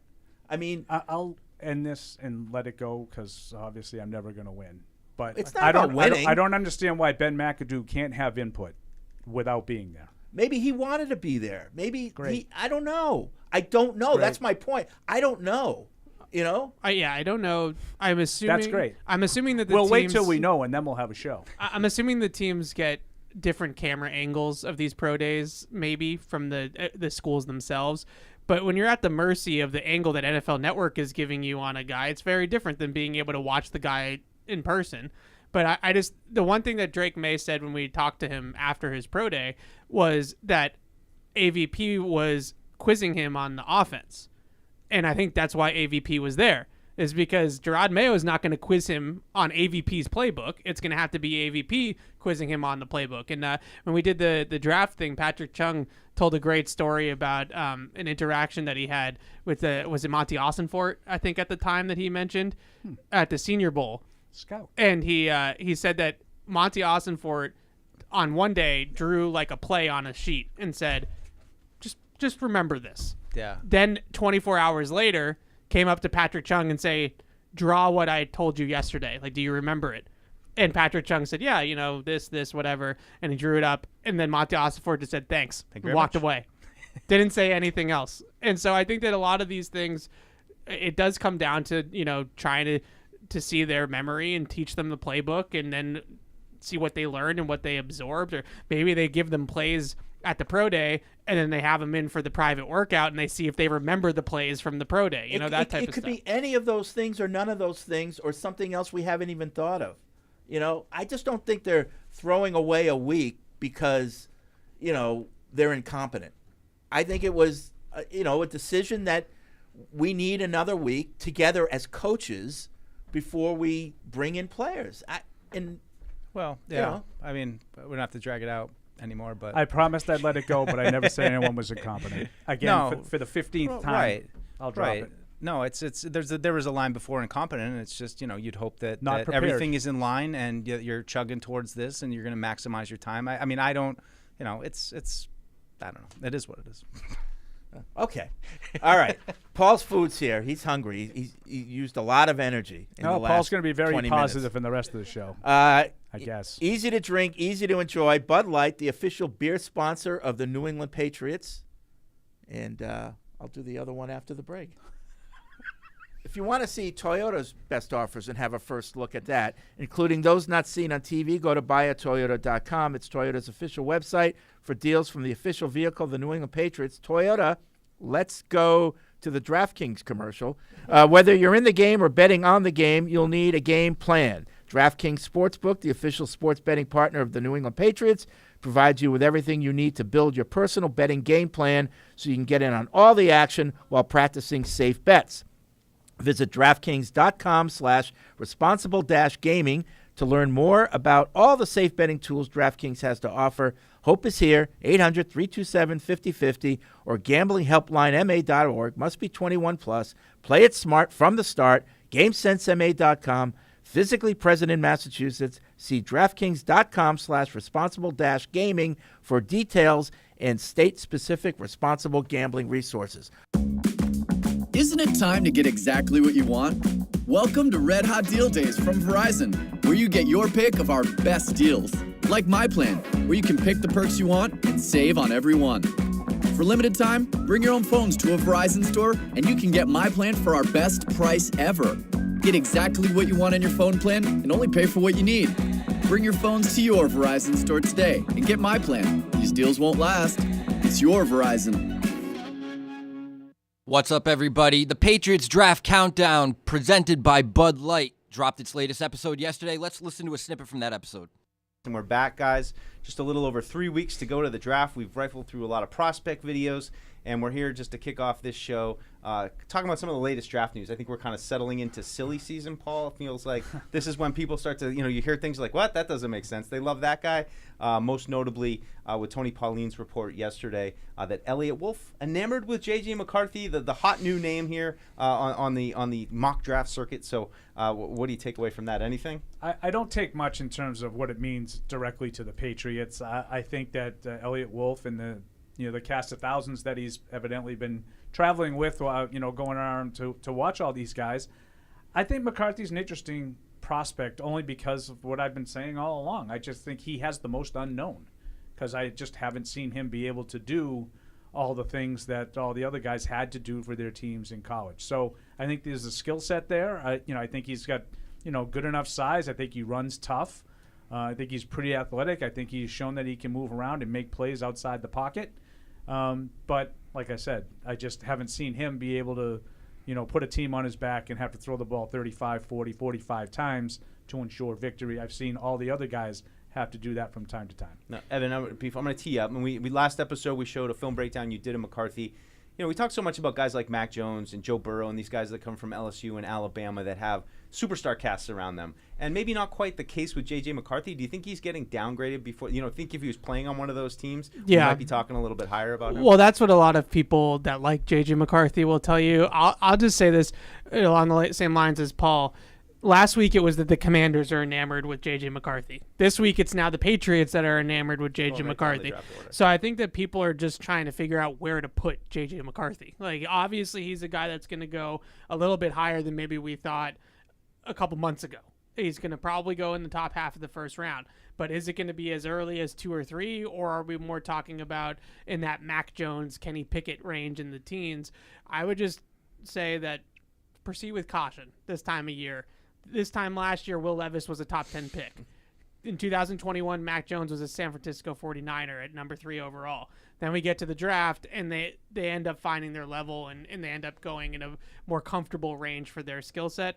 I think that there's a lot to like about J.J. McCarthy in terms of the talent and just the ball of clay that he is. He does have the ability, like Paul said, to move, get outside the pocket. He's elusive in the pocket, put down a fantastic 3-cone time. So he's got that agility and that jitterbugness about him in the pocket, and he's got a plus arm. I wouldn't say it's an elite arm, but it's a better than average NFL arm as well. So you have some things to work with, but there's a lot of things I think in his game that need seasoning. Post-snap decision-making probably being the biggest one, but also accuracy in terms of ball placement down the field too. So I'm not a J.J. McCarthy guy. Everybody knows that, but I'm trying to open my mind and not be as critical about it because clearly there are people in the league that have a lot of love for him. Yeah, what about you, Steve? Are you a J.J. McCarthy guy? Not at all. I think it's smokescreen season, and I think it's a very risky pick to take him. I don't think he's better than the other 3 guys. I think it's risky to take him at 3, and I think it's going to be pretty funny when it just goes Caleb, Jaden, Drake. And then so we'll boring. See it is boring, but sometimes it's what has to happen. Well, so. But that's how I want it to go, and I put out my latest mock draft. So yeah, Drake May's my guy. I'd love them to go with him, and we've got coming up next here on Draft Countdown. We have a full film segment where Evan breaks down Drake May as well, just like he did with McCarthy. So guys, let's just kind of hash out these two a little bit right now, because it's like the more things change, the more they say the same. Paul, you said it a couple shows ago, on Unfiltered. We've been talking about the same stuff ultimately, does it just kind of still boil down to Daniels or May? I think it does, and I think that particular thing boils down to your particular taste, and I think that there's a lot to like about both guys, and that's why I said some nice things about McCarthy too, because Evan's right. Just because we don't necessarily look at McCarthy in that light doesn't mean he doesn't deserve to be talked about, like that. So I like the idea of May because I just feel like there's so much upside there. Now, you can make an argument that, the opposite is not what you're looking for. If it doesn't work out, you don't really have much to fall back on. I just feel like he had to do a lot of things for that team last year, and I want that. I want a guy who sort of had to be the guy and had to have it all on his shoulders.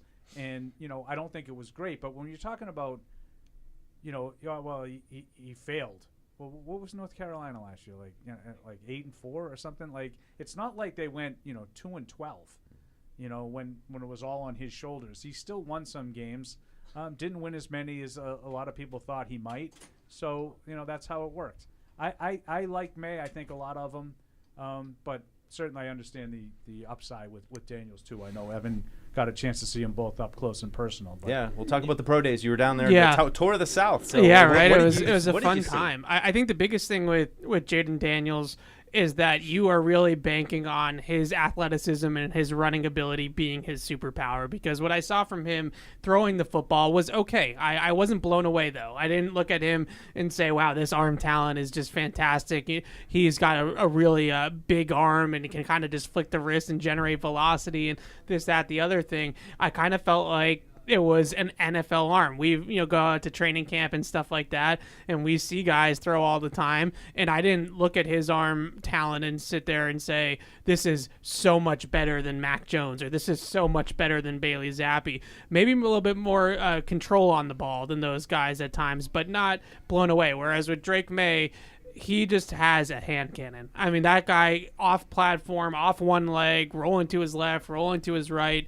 It doesn't make a difference. He can just flick it 65 yards in the air. And I was standing right there when he dropped it in to Tez Walker on the sideline, 65 yards on a dime. How'd he look too? And I was just like, man, this is just, that's different. That's a different trait. And if you still are of the mind that you need to win with your arm in this league, and eventually all of the running and off-platform stuff is all great, well and good, but the person that's going to sit in the pocket and be able to pick apart a defense is the guy that's going to hold the trophy at the end of the day. I just look at Drake May and think that is an easier path for him to get to that point.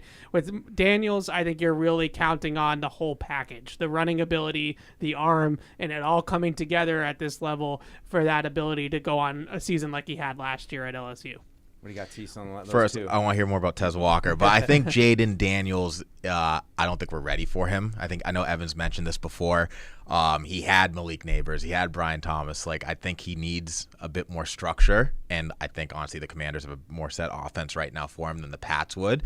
And Drake May, just as I said, you can see him for a while. He has the traits. He has an absolute cannon, so I think May's the guy, and I really hope he ends up here. Yeah, when it comes to elevating the players around them, I think that Jaden Daniels could distribute the ball to good receivers, no problem. But when it comes to actually taking an offense that maybe doesn't have great receivers yet and elevating it to beyond what it is, I just think Drake May brings more to the table in that respect. When someone accidentally threw away the school play costumes, oh no, replacements were shipped with FedEx. And with picture proof of delivery, everyone could focus on the perfect opening night. FedEx, where now meets next. For residential delivery only. And now, great moments in history. Who did our lads have? Mac Heron? Yeah, they don't do the proper research either. I like how Paul says our lads. Well, what is it called? It's called our lads. Our lads, not our lads. I thought it was our lads. Our. O-U-R. Our lads. O-U-R. R is A-R-E. O-U-R is one syllable. Owned. No, it's our. No, it's not our. Our. It's our. Like yours, mine, and our. Our. Lads. Yes. Oh my God. Yours, mine, and ours. Yes. This is the kind of nonsense we're going to use. It's our lads. How do you say A-R-E? Correct. How do you say A-R-E? R. That you say R. It's the same. O-U-R. No, it's not. Yes, it is. O-U-R is It's our. not our. No, it's not. Look it up in the Yes, it dictionary. is. It's not two syllables. you've been. Our is No, not no, two no, it's not. syllables. R and R are not the same thing.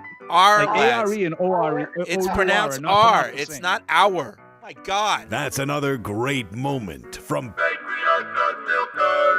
I don't have to give out the Ace Ticket hotline because the phones are down. Yeah, there you go. But I will say, if you're doing a little spring cleaning, Bob's Discount Furniture can help. Shop storage pack styles like super comfy sectionals with built-in storage, party-ready dining cabinets and storage seating, and best-selling beds with built-in drawers. All at Bob's everyday low prices. Spring into the new season at your nearest Bob's Discount Furniture, the official furniture store of the New England Patriots. Anybody need new furniture? Well, it was my 17th anniversary, and they have like the traditional things, and it was furniture. Like that, Yeah. like that's kind of usually it's like copper Yeah. or a metal, but furniture. That seems like very specific. So, Yeah. What are you guys going to do for 20? It's coming up. I don't know. I'll have to check. Get your wife a golden toilet. A golden toilet. Pablo Escobar. I'd use it more than her. So. Yeah. Well, maybe they're not ready downstairs because they're waiting for their furniture shipment. Maybe. You know, could be. They don't have anywhere to sit. Supply chain. Could issues. be. Every Could time I be. hear those highlights though from the COVID shows, you can tell like, oh my God, I remember doing those from like home. But you sound great though. Were you here? Maybe you were here or something. Probably. Can't keep them away.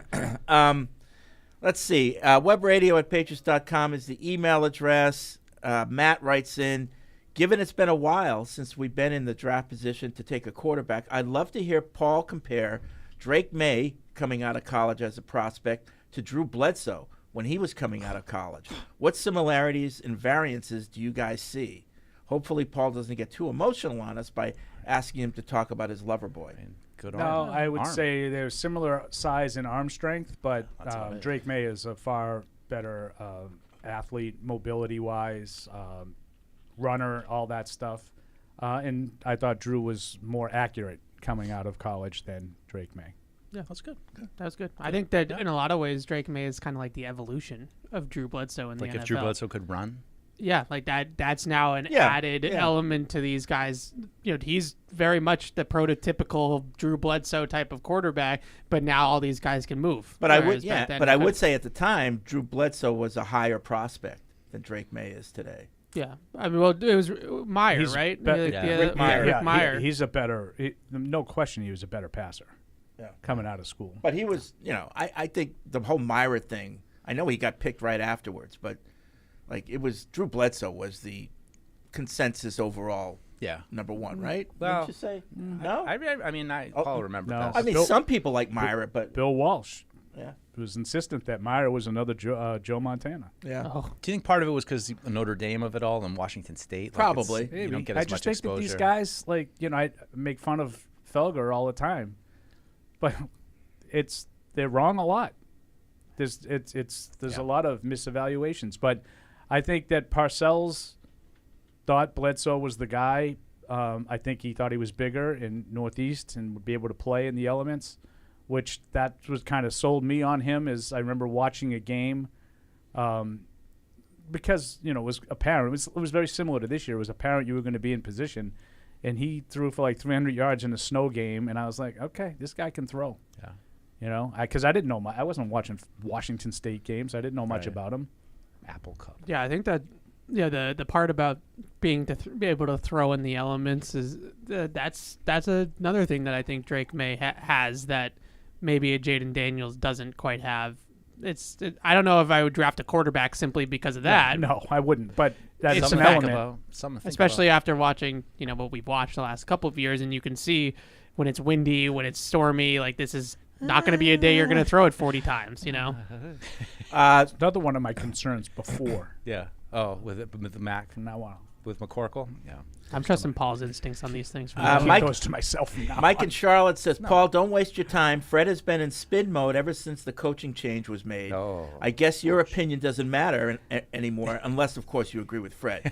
So I'm going to be a baby. No, Be a right. baby. I'm going to defend Fred a little bit because that was what kind of surprised me so much and got me into the argument. Was I don't think you've done that certainly as much over the last year, but even since Gerard got hired, I don't think you've been just like, it was the only choice, and this was a absolutely. no-brainer. Here we go. I don't think you've been like that. I'm not. You were a little like that today, though. I don't know what it's like. I don't know if Gerard Mayo is going to be a good head coach. How the hell would I know? Yeah. I also don't know if he's going to be a bad one. Yeah, I don't think that you've been over the top spin mode. I don't, and I'm not saying that because, no, we're trying to make up after a fight. I would just say, speaking for myself, it's just hard because you like Mayo personally. Like I've gotten to talk to him. I want and him that's, to succeed. So I want him to on we on should another all. level. I mean, it's good for us. Right.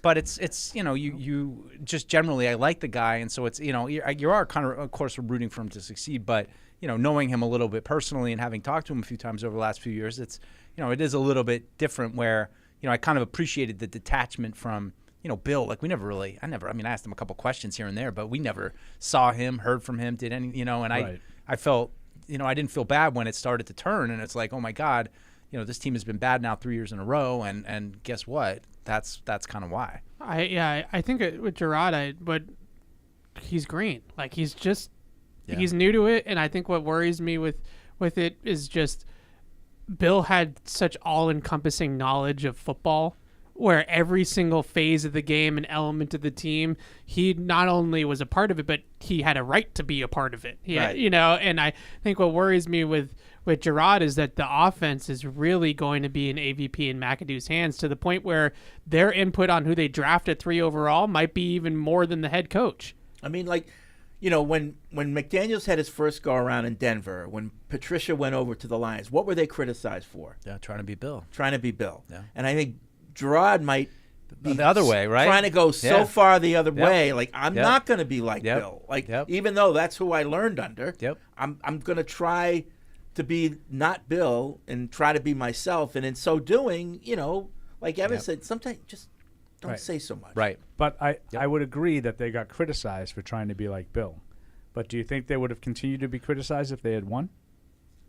I think that happened on day one with Patricia. I just said that. Yeah. I literally just said I agree that they were criticized for trying to be Bill. I said, do you think that would have continued? No, of course. If they had won? Obviously, if you start winning, then everything you're doing is right. Right. But I think the hard part for me is like the players were turned off by it, and it didn't feel from a place. I know, of, but I you know just what I mean? I would absolutely not want the coach to try to be like Bill. Yeah. I don't want that. Oh, it's because you can't fake that. You need to have won. Yeah. You don't have the gravitas to do it. Yeah. Right. That's the positive side of what I was saying, was just, okay, he's not an offensive expert, so he's letting the offensive experts deal with the offense, and he's going to deal with the defense, and so on and so forth. The head coach to me is like the CEO that comes in and makes sure that everything's buttoned up the way it needs to be, and you just worry about whether or not he has just the football cachet to be able to sit down and say, well, offensively, why did we do that? Like, why were we running these set of plays, or why were we running the ball so much instead of doing this or whatever? And I think that he's kind of removing himself from that side of the ball a little bit. That's something I would hope from Mayo, though, is that he tries to learn that stuff, because if he is going to be a head coach here for a long time, he needs to have a sense of the offense. He needs to have input on that, and that it's because, as we talked about with offensive coordinators and stuff, like if it is successful, like Alex Van Pelt might get a chance to be a head coach somewhere. You need Mayo, I think, to start to have a little bit more input on those kind of things. So hopefully that's an area he can grow. Well, let's look at Andy Reid. How much input do you think he has on the defense? Or does he give that to, Spagnuolo? That's a good question. I think that's he a good gives that question. to Spagnuolo. Yeah. Right. And I think, but Spagnuolo's earned it. Sure. And not that AVP is a terrible hire, not to do that whole thing, but Spagnuolo is one of the best defensive coordinators maybe in the history of the league. I mean, this is a guy that's taken multiple defenses and won Super Bowls with multiple teams. Can he have a boat with rings on it since he's only won Super Bowls as a coordinator, or is that okay? No. He's no, got, it'd be silly. He's got That's a great example, though. Thanks, Mike. Barton Poland writes in, to the trade down no matter what crowd. Is there a trade down no matter what crowd? This is a straw man. There are some. I have heard the people, you can't get a quarterback until you've built everything else. I've heard that. The Tommy stuff? Right. Isn't there a crowd that's saying that? Tom Curran wants to trade down. Yeah, he wants to trade down, but I don't think he's no matter no, what. But isn't there the crowd that says you can't take a quarterback until you've built up around him? Sure. Yes. Okay, so that would be a trade down, or at least take a Marvin Harrison or something, right? Sure. Right. Sure. Sorry, Barton Poland. So You're anyway, right. to this crowd, he says that you cannot take a quarterback. Congrats, you are the Bengals and Texans, and you passed up on Joe Burrow and C.J. Stroud. If you love the quarterback, take him. So I don't know if the Bengals and Texans were in the place that the Patriots are when C.J. Stroud was sitting there or when Joe Burrow was sitting there. I think they were. The Bengals were worse. Yeah, so then he's right. Yeah. The but Texans, what I'm saying is, how disagree do you know that those guys are Joe Burrow and C.J. Stroud? If I knew that, then it's not a decision. Yeah, right. Right, but I think his point is, if the Bengals were that bad, they didn't let their roster we talked keep about them that from last getting week. Joe Burrow. Yeah. The Bengals, I agree with. The Texans had 2 full off seasons of Caserio before they drafted C.J. Stroud. He had 2 full drafts. And going into those picks, we felt like his job was on the line with how things were kind of going. Yeah, so I just think that their situation, when you look at the Texans, I think everybody look, they were a 1-year rebuild. Look how fast this came. No, they were really, I think it's pretty close. I really do. I think they were really more like a 2 or 3 year rebuild. Like some of those drafts that they had before this draft, like Nico Collins didn't come from this draft. That was. And Nico Collins was a Jag until C.J. Stroud got drafted. No, I'm not saying that the quarterback didn't change the equation for them. He obviously did. I'm just saying that roster was, they slowly built up that roster over the course of a couple of years. I mean, Caserio took the job and didn't draft Stroud until his 3rd draft. That's just a fact. Yeah, I know. We went over this on Tuesday. His first draft, he didn't know he wasn't for sure going to not have Watson, and he still drafted the guy in the 2nd round, which a lot of people want to do with the Patriots. So it's not like he just said, we're going to wait and build the team. That's just the way it worked out. I don't think this was like a design. Oh, that might be the design case. plan. That might be the case. But he still had Watson when he had his first draft. That you're probably right that it wasn't by design. That was the plan, but that is how it ended up working out. And then they ended up making the move because Watson forced their hand, and He forced some other hands too. Yeah, good, Mike. Good, Mike. Before, I believe, but and I should know better. Sorry, joke still stands. Sorry, my bad. Mike in South Carolina, I do not see what the hype around Drake May is. He gives me Mac Jones 2.0 vibes. Really? I just don't know how you can watch that guy throw the ball and think that. I don't know how you see that. My only question would be email back in and tell me what do you think is similar between the 2 players? I mean, I've heard a lot of that. Yeah. Just look at Mac him, Jones Just vibes. look at him run. Look at him run. I guess because look at him. The way he looks, maybe his face. They don't do anything similar. One's big, one's small. One runs, one can't. One can throw it through a wall, one can't. Get it through the wind. Yeah. I don't really know. There's not really a single similarity other than the fact that they both play quarterback. And they're white. Yeah. Let's just say it. Yeah. Tom in England, if Fred's policy of taking the quarterback you believe in be damned is true, should the Patriots consider trading up to 2 to ensure they take May if he's their guy? And what would it cost to make it happen? Why are the Commanders trading the pick? Yeah. I could see the Commanders taking a huge haul from someone if they're not convinced on a quarterback. But if they want May, why are they giving us May? Why are they giving you the chance to take May? Right. It's gotta be the Commanders aren't trading the pick. No. Do you understand what I'm saying? Yeah. If you want to move up to 2 so you ensure that you get May, why would Washington trade May if they want him? Oh, but in this case, they don't want him or necessarily want him that bad, but the Patriots think somebody else does. Or they say, hey, Patriots. If the Commanders are willing to trade with the Patriots, they'd be willing to trade with somebody else too, and the Patriots don't want to risk that's what I'm saying. losing They wouldn't. May. But I'm saying if they wanted May, they would take him. They wouldn't trade him to anybody. No, that's my point. The Commanders wouldn't. Right. Basically, what he's saying is if this is a Jason Tatum situation where they actually want Jaden Daniels, so they open up the auction for the number 2 pick, and they end up trading it to the Patriots and still drafting Jaden Daniels. Yeah, and I don't think there's much chance of that. Me neither. Yeah. But Adam Schefter did say on one of his shows that the winds are blowing towards them taking Jaden. The Commanders taking Jaden. But isn't there a scenario where the Patriots get wind that there's another team Giants are trading up, beating down the Commanders' door, right? Because they want Drake May and they don't want the Patriots to pick him. And the Commanders are neither of these guys, and they're willing to trade out. I don't know. Well, they'd have to be neither of these guys because, Right. I mean, then it would be, Right. they're not going to get. They're not going to get either of them Giants if they down to trade 6. out. Right. But for the Commanders, if they really wanted, I mean, it would just be kind of them fleecing the Patriots and taking their pick and then still getting their guys. Exactly. The Jason Tatum. Like that would be the only way is if they do that. Yeah. Which I just don't see why they would. That would be a scenario. Like the Commanders are taking a quarterback at 2. I don't know why we keep going back and forth on what the Commanders are going to do. It's just a matter of which quarterback they're picking. Yeah. The only trade up would be if you wanted to do whatever it took to get your pick of the litter. Yeah. Get to Chicago. That would be to go to 1. Right. Tim writes in, Drake May is the odds-on favorite to go 2 to the Commanders. If you're Elliott Wolf, are you taking Daniels? I still take Daniels. I do, but I don't feel as good about it as I would. I feel like we did this to each other. Like we've talked ourselves out of this. Oh, wait a minute. I know. Yeah. What? No, I thought that. Wait a minute. He's saying that Drake May is the odds-on favorite to go to the Commanders. Is that true? I do not believe. Well, not that's according true. to Adam I Schefter's thought it was the other way list, around. Yeah. It's changed a lot over the last weeks, but I think that most people today feel like Daniels too. Yeah, I would agree with that. You know, like if you go back to like 2 weeks ago, coming out of directly out of the owners' meetings, there was a huge thing that people were saying that Adam Peters was enamored with J.J. McCarthy. Yeah, that's what I'm saying. Right. And then the other day it was the Patriots are now enamored with Tony J.J. Pauline, McCarthy. or whatever. Yeah. Is that how you pronounce his name? Yeah. Pauline? I think so.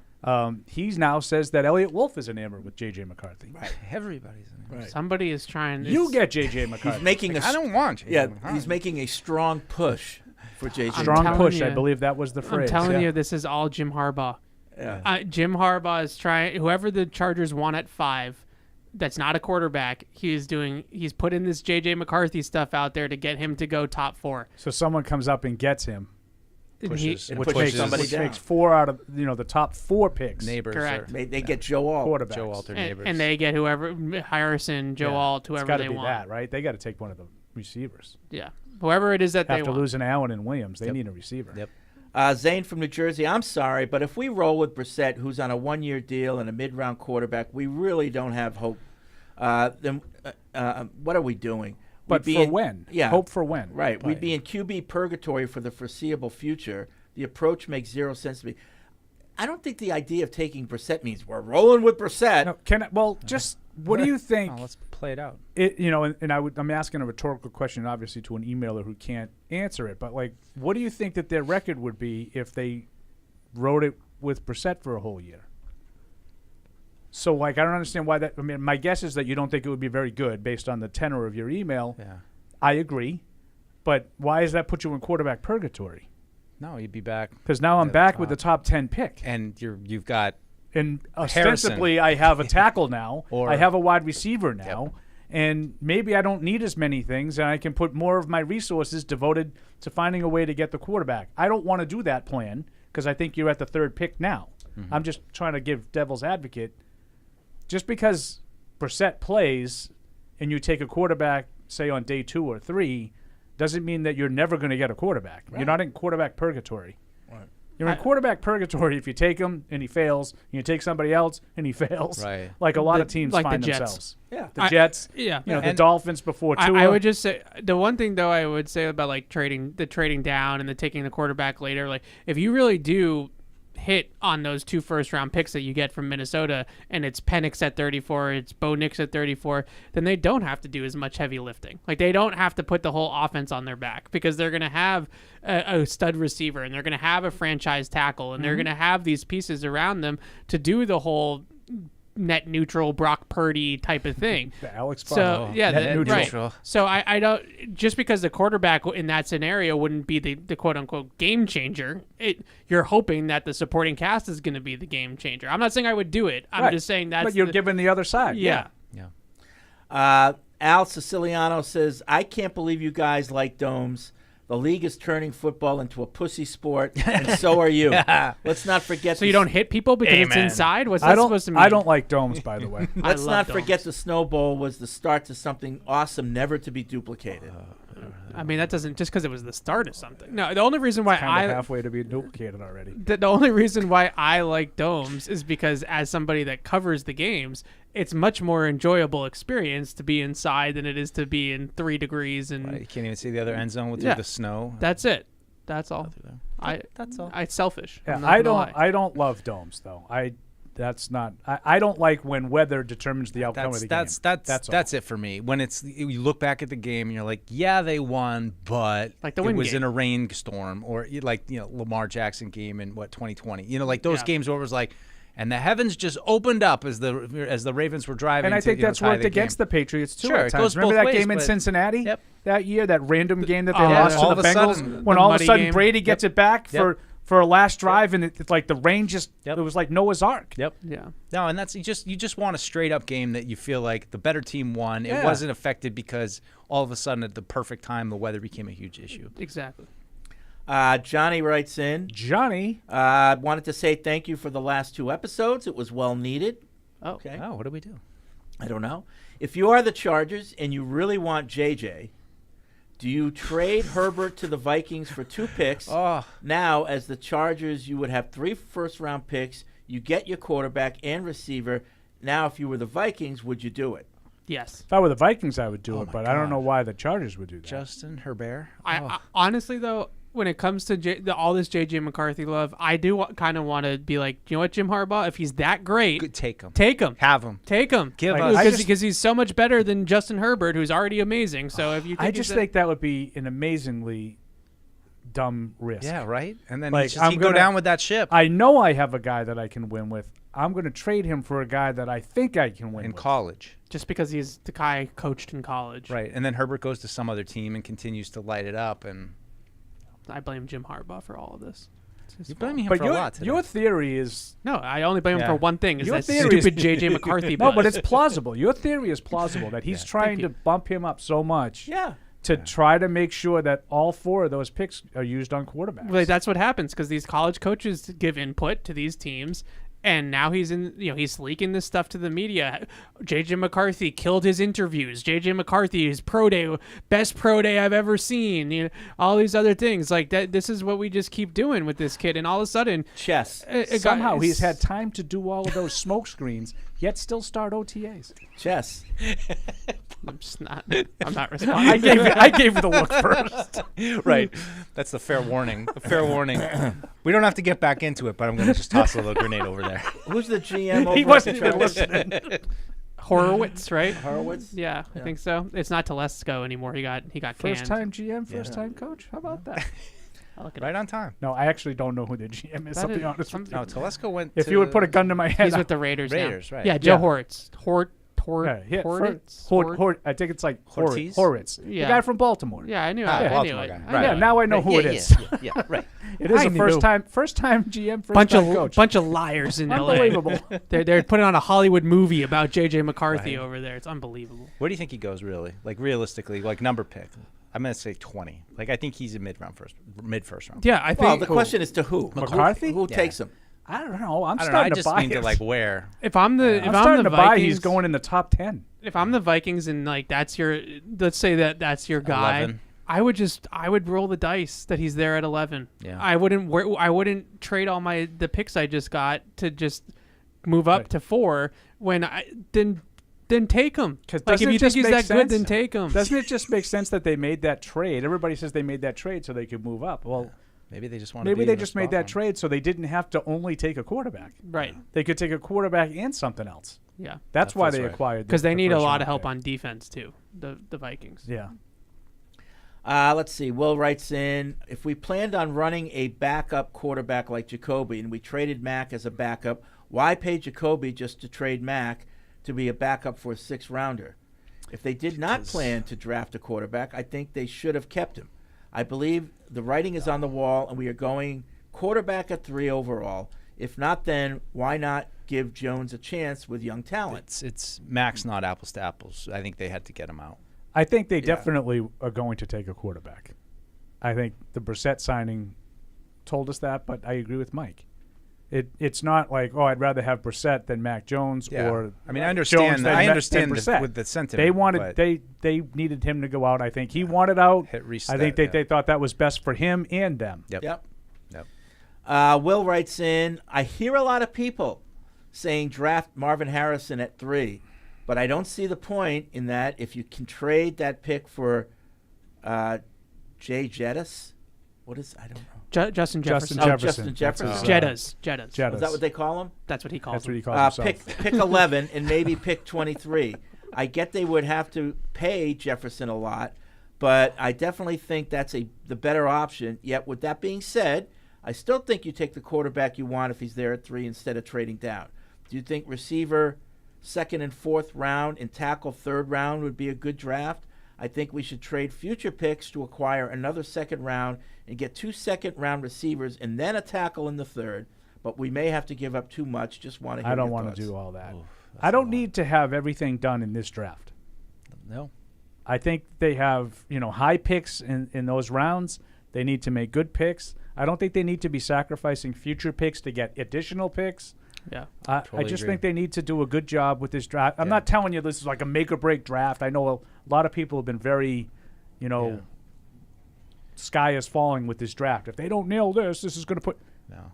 There's pressure on these picks. They need to find some good players, especially on offense. Yeah. Just stay the course. Stay the course. I think the Marvin Harrison Jr. people have quieted down a little bit. Just a little bit. Yeah. I haven't like as we get closer. I haven't heard that was really popular at the beginning of this whole thing. Yeah. Now on all of our shows, I feel like we don't hear it. In as my much. echo chamber, to me, what's surprising about Marvin Harrison is like 2 months ago, he was elite. He was head and shoulders. There's no wide receiver even close. He's generational, and now the other two, Neighbors and Roma Duzzi, are like right there. I agree. Yeah. I think we've talked about it. At least I have with Deuce. It's a little bit like a would you rather Devontae Adams or Tyreek Hill with Neighbors and him, where it's just kind of like what style of receiver would you prefer?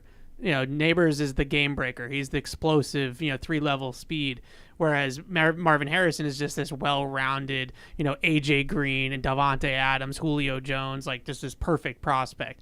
So which one would you rather game plan against as a defensive coach? Like who scares you more as a defensive coordinator? I think a lot of people convince themselves that the speed and the big playability of Neighbors is more tantalizing and scary for a defense to prepare for, like a Tyreek Hill versus Adams, who's awesome, but are you really up at night thinking like what are we going to do against Adams all week long? Whereas with Hill, it changes the entire complexion of your game plan. Single play. And I'm not going to tell you that it'll never happen, with the whole Minnesota thing. But I've said, since the trade, and I kind of keeping the same thing with Jefferson, I just don't see why they would trade him. Like, they're going to try to get a quarterback. It's the face of the franchise right now. And wouldn't you want to do whatever you could to keep that guy so you get a good evaluation of your quarterback? Yeah. I don't think that they have any intentions really of trading him. Yeah. I mean, Kwesi said flat out, like, I don't know where this is coming from, but we're not trading Justin Jefferson. I know GMs say that all the time, but like the Buffalo thing, like Mike, and I keep going back to it because you were like one of the first ones I heard talk about it. You understand where that was headed. I don't really hear a lot of that with Jefferson. No. His contract is up. Yeah. And they're going to have to pay him a lot of money to keep him. I think they probably want to keep him. And how do you do that? You put a good quarterback on the field and show him, like, it doesn't have to be Kirk Cousins. I got this guy, too, and he's going to get you the ball. J.J. McCarthy. Sam Darnold. Whoever J.J. it is. McCarthy, literally just Kirk Cousins. No, but my point is, if I'm Minnesota, I want to do whatever I can to keep this guy because he is a generational talent. Yeah, no doubt. I mean, I think the biggest thing with him is the contract, obviously, and they just drafted Jordan Addison, who had a really good rookie year. You look at the receiver class, you look at the talent that keeps entering the league with the wide receivers, and maybe you think it's more cost-effective to do it, but they don't have, we talked about this with the Bills and the Chiefs, they don't have the luxury of the quarterback like those teams do. And maybe he's bitching behind closed doors and we don't know. Maybe he's told them, you guys can keep me, but I ain't re-signing here no matter what. And then, he's forcing the hand. And if that happens, that's why I say I'm not going to be stunned. If I just don't see it right now. But if those things are going on and we don't know about them. James writes in, he's in the UK. All this talk of trading down this year to collect picks for weapons has me thinking, why not do that next year? With what looks like a much stronger quarterback class in this draft compared to 2025, get your guy at 3, but as Fred says, only if you love him. You could then trade down next year with what will likely be a top 5 pick and grab some talent that way. Ouch. Using this method, in theory, you could have a quarterback in place who looks good, which could then make New England a more desirable destination for free agents while adding talent around him in the 2025 draft. Yeah, I mean, I don't know. It's a lot. I'm not really worried about making this a more Mike. It's a lot. He's like exasperated. Taking a quarterback. No, it's a like lot. you can't. I don't think you can approach team building. We're just trying to make this a more attractive place. Like just draft well and win games, and all that stuff takes care of itself. And but trying I to get his point. If you got the next Joe Burrow in place, that would make it more attractive for Justin Jefferson. And that's why I keep going back to, you're at 3 overall. If Drake May is there, he's worth missing on. He's worth taking that chance on. He's got all the skill that you could ask. He's got that high ceiling that you need to say, I could imagine this guy someday taking on Josh Allen and leading a team, consistently over him, or I'm not even going to say Mahomes yet because that's a whole nother level, but that's what you have to be able to convince yourself of, that this guy can take you past those teams. And, it's just hard, even when you get past them, to J.J. McCarthy and Michael Penix to think, yeah, this is the guy. Maybe they are, but it'll be, one of those shot in the moon, shot in the dark kind of things where he just randomly kind of works. The talent with Drake May is so immense that if he's there. So immense now. Wow. At number 3, I don't know how you pass on it. Okay. Like, and maybe the flaws don't end up being ironed out, that he doesn't get the footwork down and his mechanics down, that it's perfect, but it's such a worthwhile swing because the ceiling is just so high that if it does work out, then you do have a Josh Allen, you do have one of those guys. Joe in Washington State, first-time emailer, love the show. Just want to get Fred on record of how long he will be grading the first-time head coach and GM on a curve. Is it for the duration of year 1, 2 years? On record, we need to know when we will be allowed to point out things that are issues without hearing the response, well, he's a first-time head coach. Week 4. Week 4. You're giving him a month? I love how he has a number right off the top of his head. Week 4. I was going to say 2 and 2. And this, to a lesser extent, can be directed as Mike as well. Oh. Okay. What happened to no, he's got the first sneaky year. negative He's deuce? got the first We year. need that back. He's got the first well, year. so out of nowhere, I swayed him on that argument. I don't know how I did it. No, I think, without kidding around, I think, if you see like 2-3 games into the season and like, we made fun of coaches who didn't know what they were doing in a game. Well, yeah, if he looks like Nathaniel Hackett or Mike Pagula. I used to make fun of Chuck Pagula because he Pagano. Pagula. I was thinking the Pagano Bills actually did a pretty good job. I had the Bills on my brain. That was good. The fake punt aside, Chuck Pagano won some games with a very average team. I don't care. He was a bad coach. He was terrible. Well, I think it was the same kind of question that we were asking about Bill post Brady. How long before you can legitimately judge Bill? And I think we all gave Bill. I mean, Bill had a huge resume that bought him some time, but I don't know how you can't give Mayo the first year with you can't be screening from the mountaintops. Of course. But I'm just unless saying, it looks absolutely. But his question: when would I start worrying? Worrying? Like if stop grading him on a curve. Yeah, is what the question right. was. If it's like Keystone Cops during games and they're making questionable decisions, and I'm worried. Yeah. I'm worried. No, that's. I mean, I think it would really have to be extreme by week 4. But I mean, I think midway through the season, you kind of get a sense of what the team's identity is, and what kind of job they did in the draft, and how these prospects are kind of coming along. But I mean, I would just say, generally speaking, I think if they take a guard in the first round this year, I'm worried. Oh. Right. If Drake May is there and they trade down and end up with the third best tackle, and then they take one of their they take Keon Coleman, and Evans like pulling his hair out, just the guys they take Joe Milton with the number 3 pick. Joe Milton. I can't go through another draft like that. In if a they big take game, Keon if they don't Coleman, play a cornerback who's played 97% of the right, snaps, right, I'm worried. Right. Like take the layups. I mean, none of these things worried anybody at the time when they actually happened. Well, if you heard Evans' reaction to Cole Strange, he wasn't here. I would not have reacted if I was here like that. I did. No. I mean, yes, I had him as a day 3 guy, but I mean, I like the aggressiveness that he. If he's a real mauler out there. If he puts a defensive coach in as offensive coordinator, I'm worried. Again, none of these things actually worried him at the time. Now I've learned. He told us Patricia was going to work. I did. He's a human being. I did. And we owe him a debt of gratitude. I still say that. I will die on that hill. He deserves our thanks. All right, that's going to be it for this edition of Patriots Unfiltered. Have a good weekend, everyone. I'll have to dry out over here, but we'll see you on Tuesday.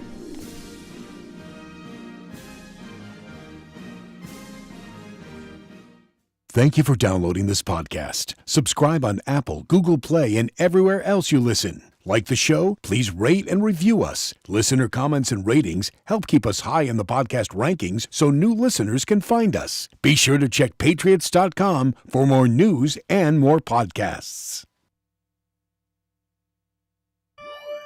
The world's original podcast.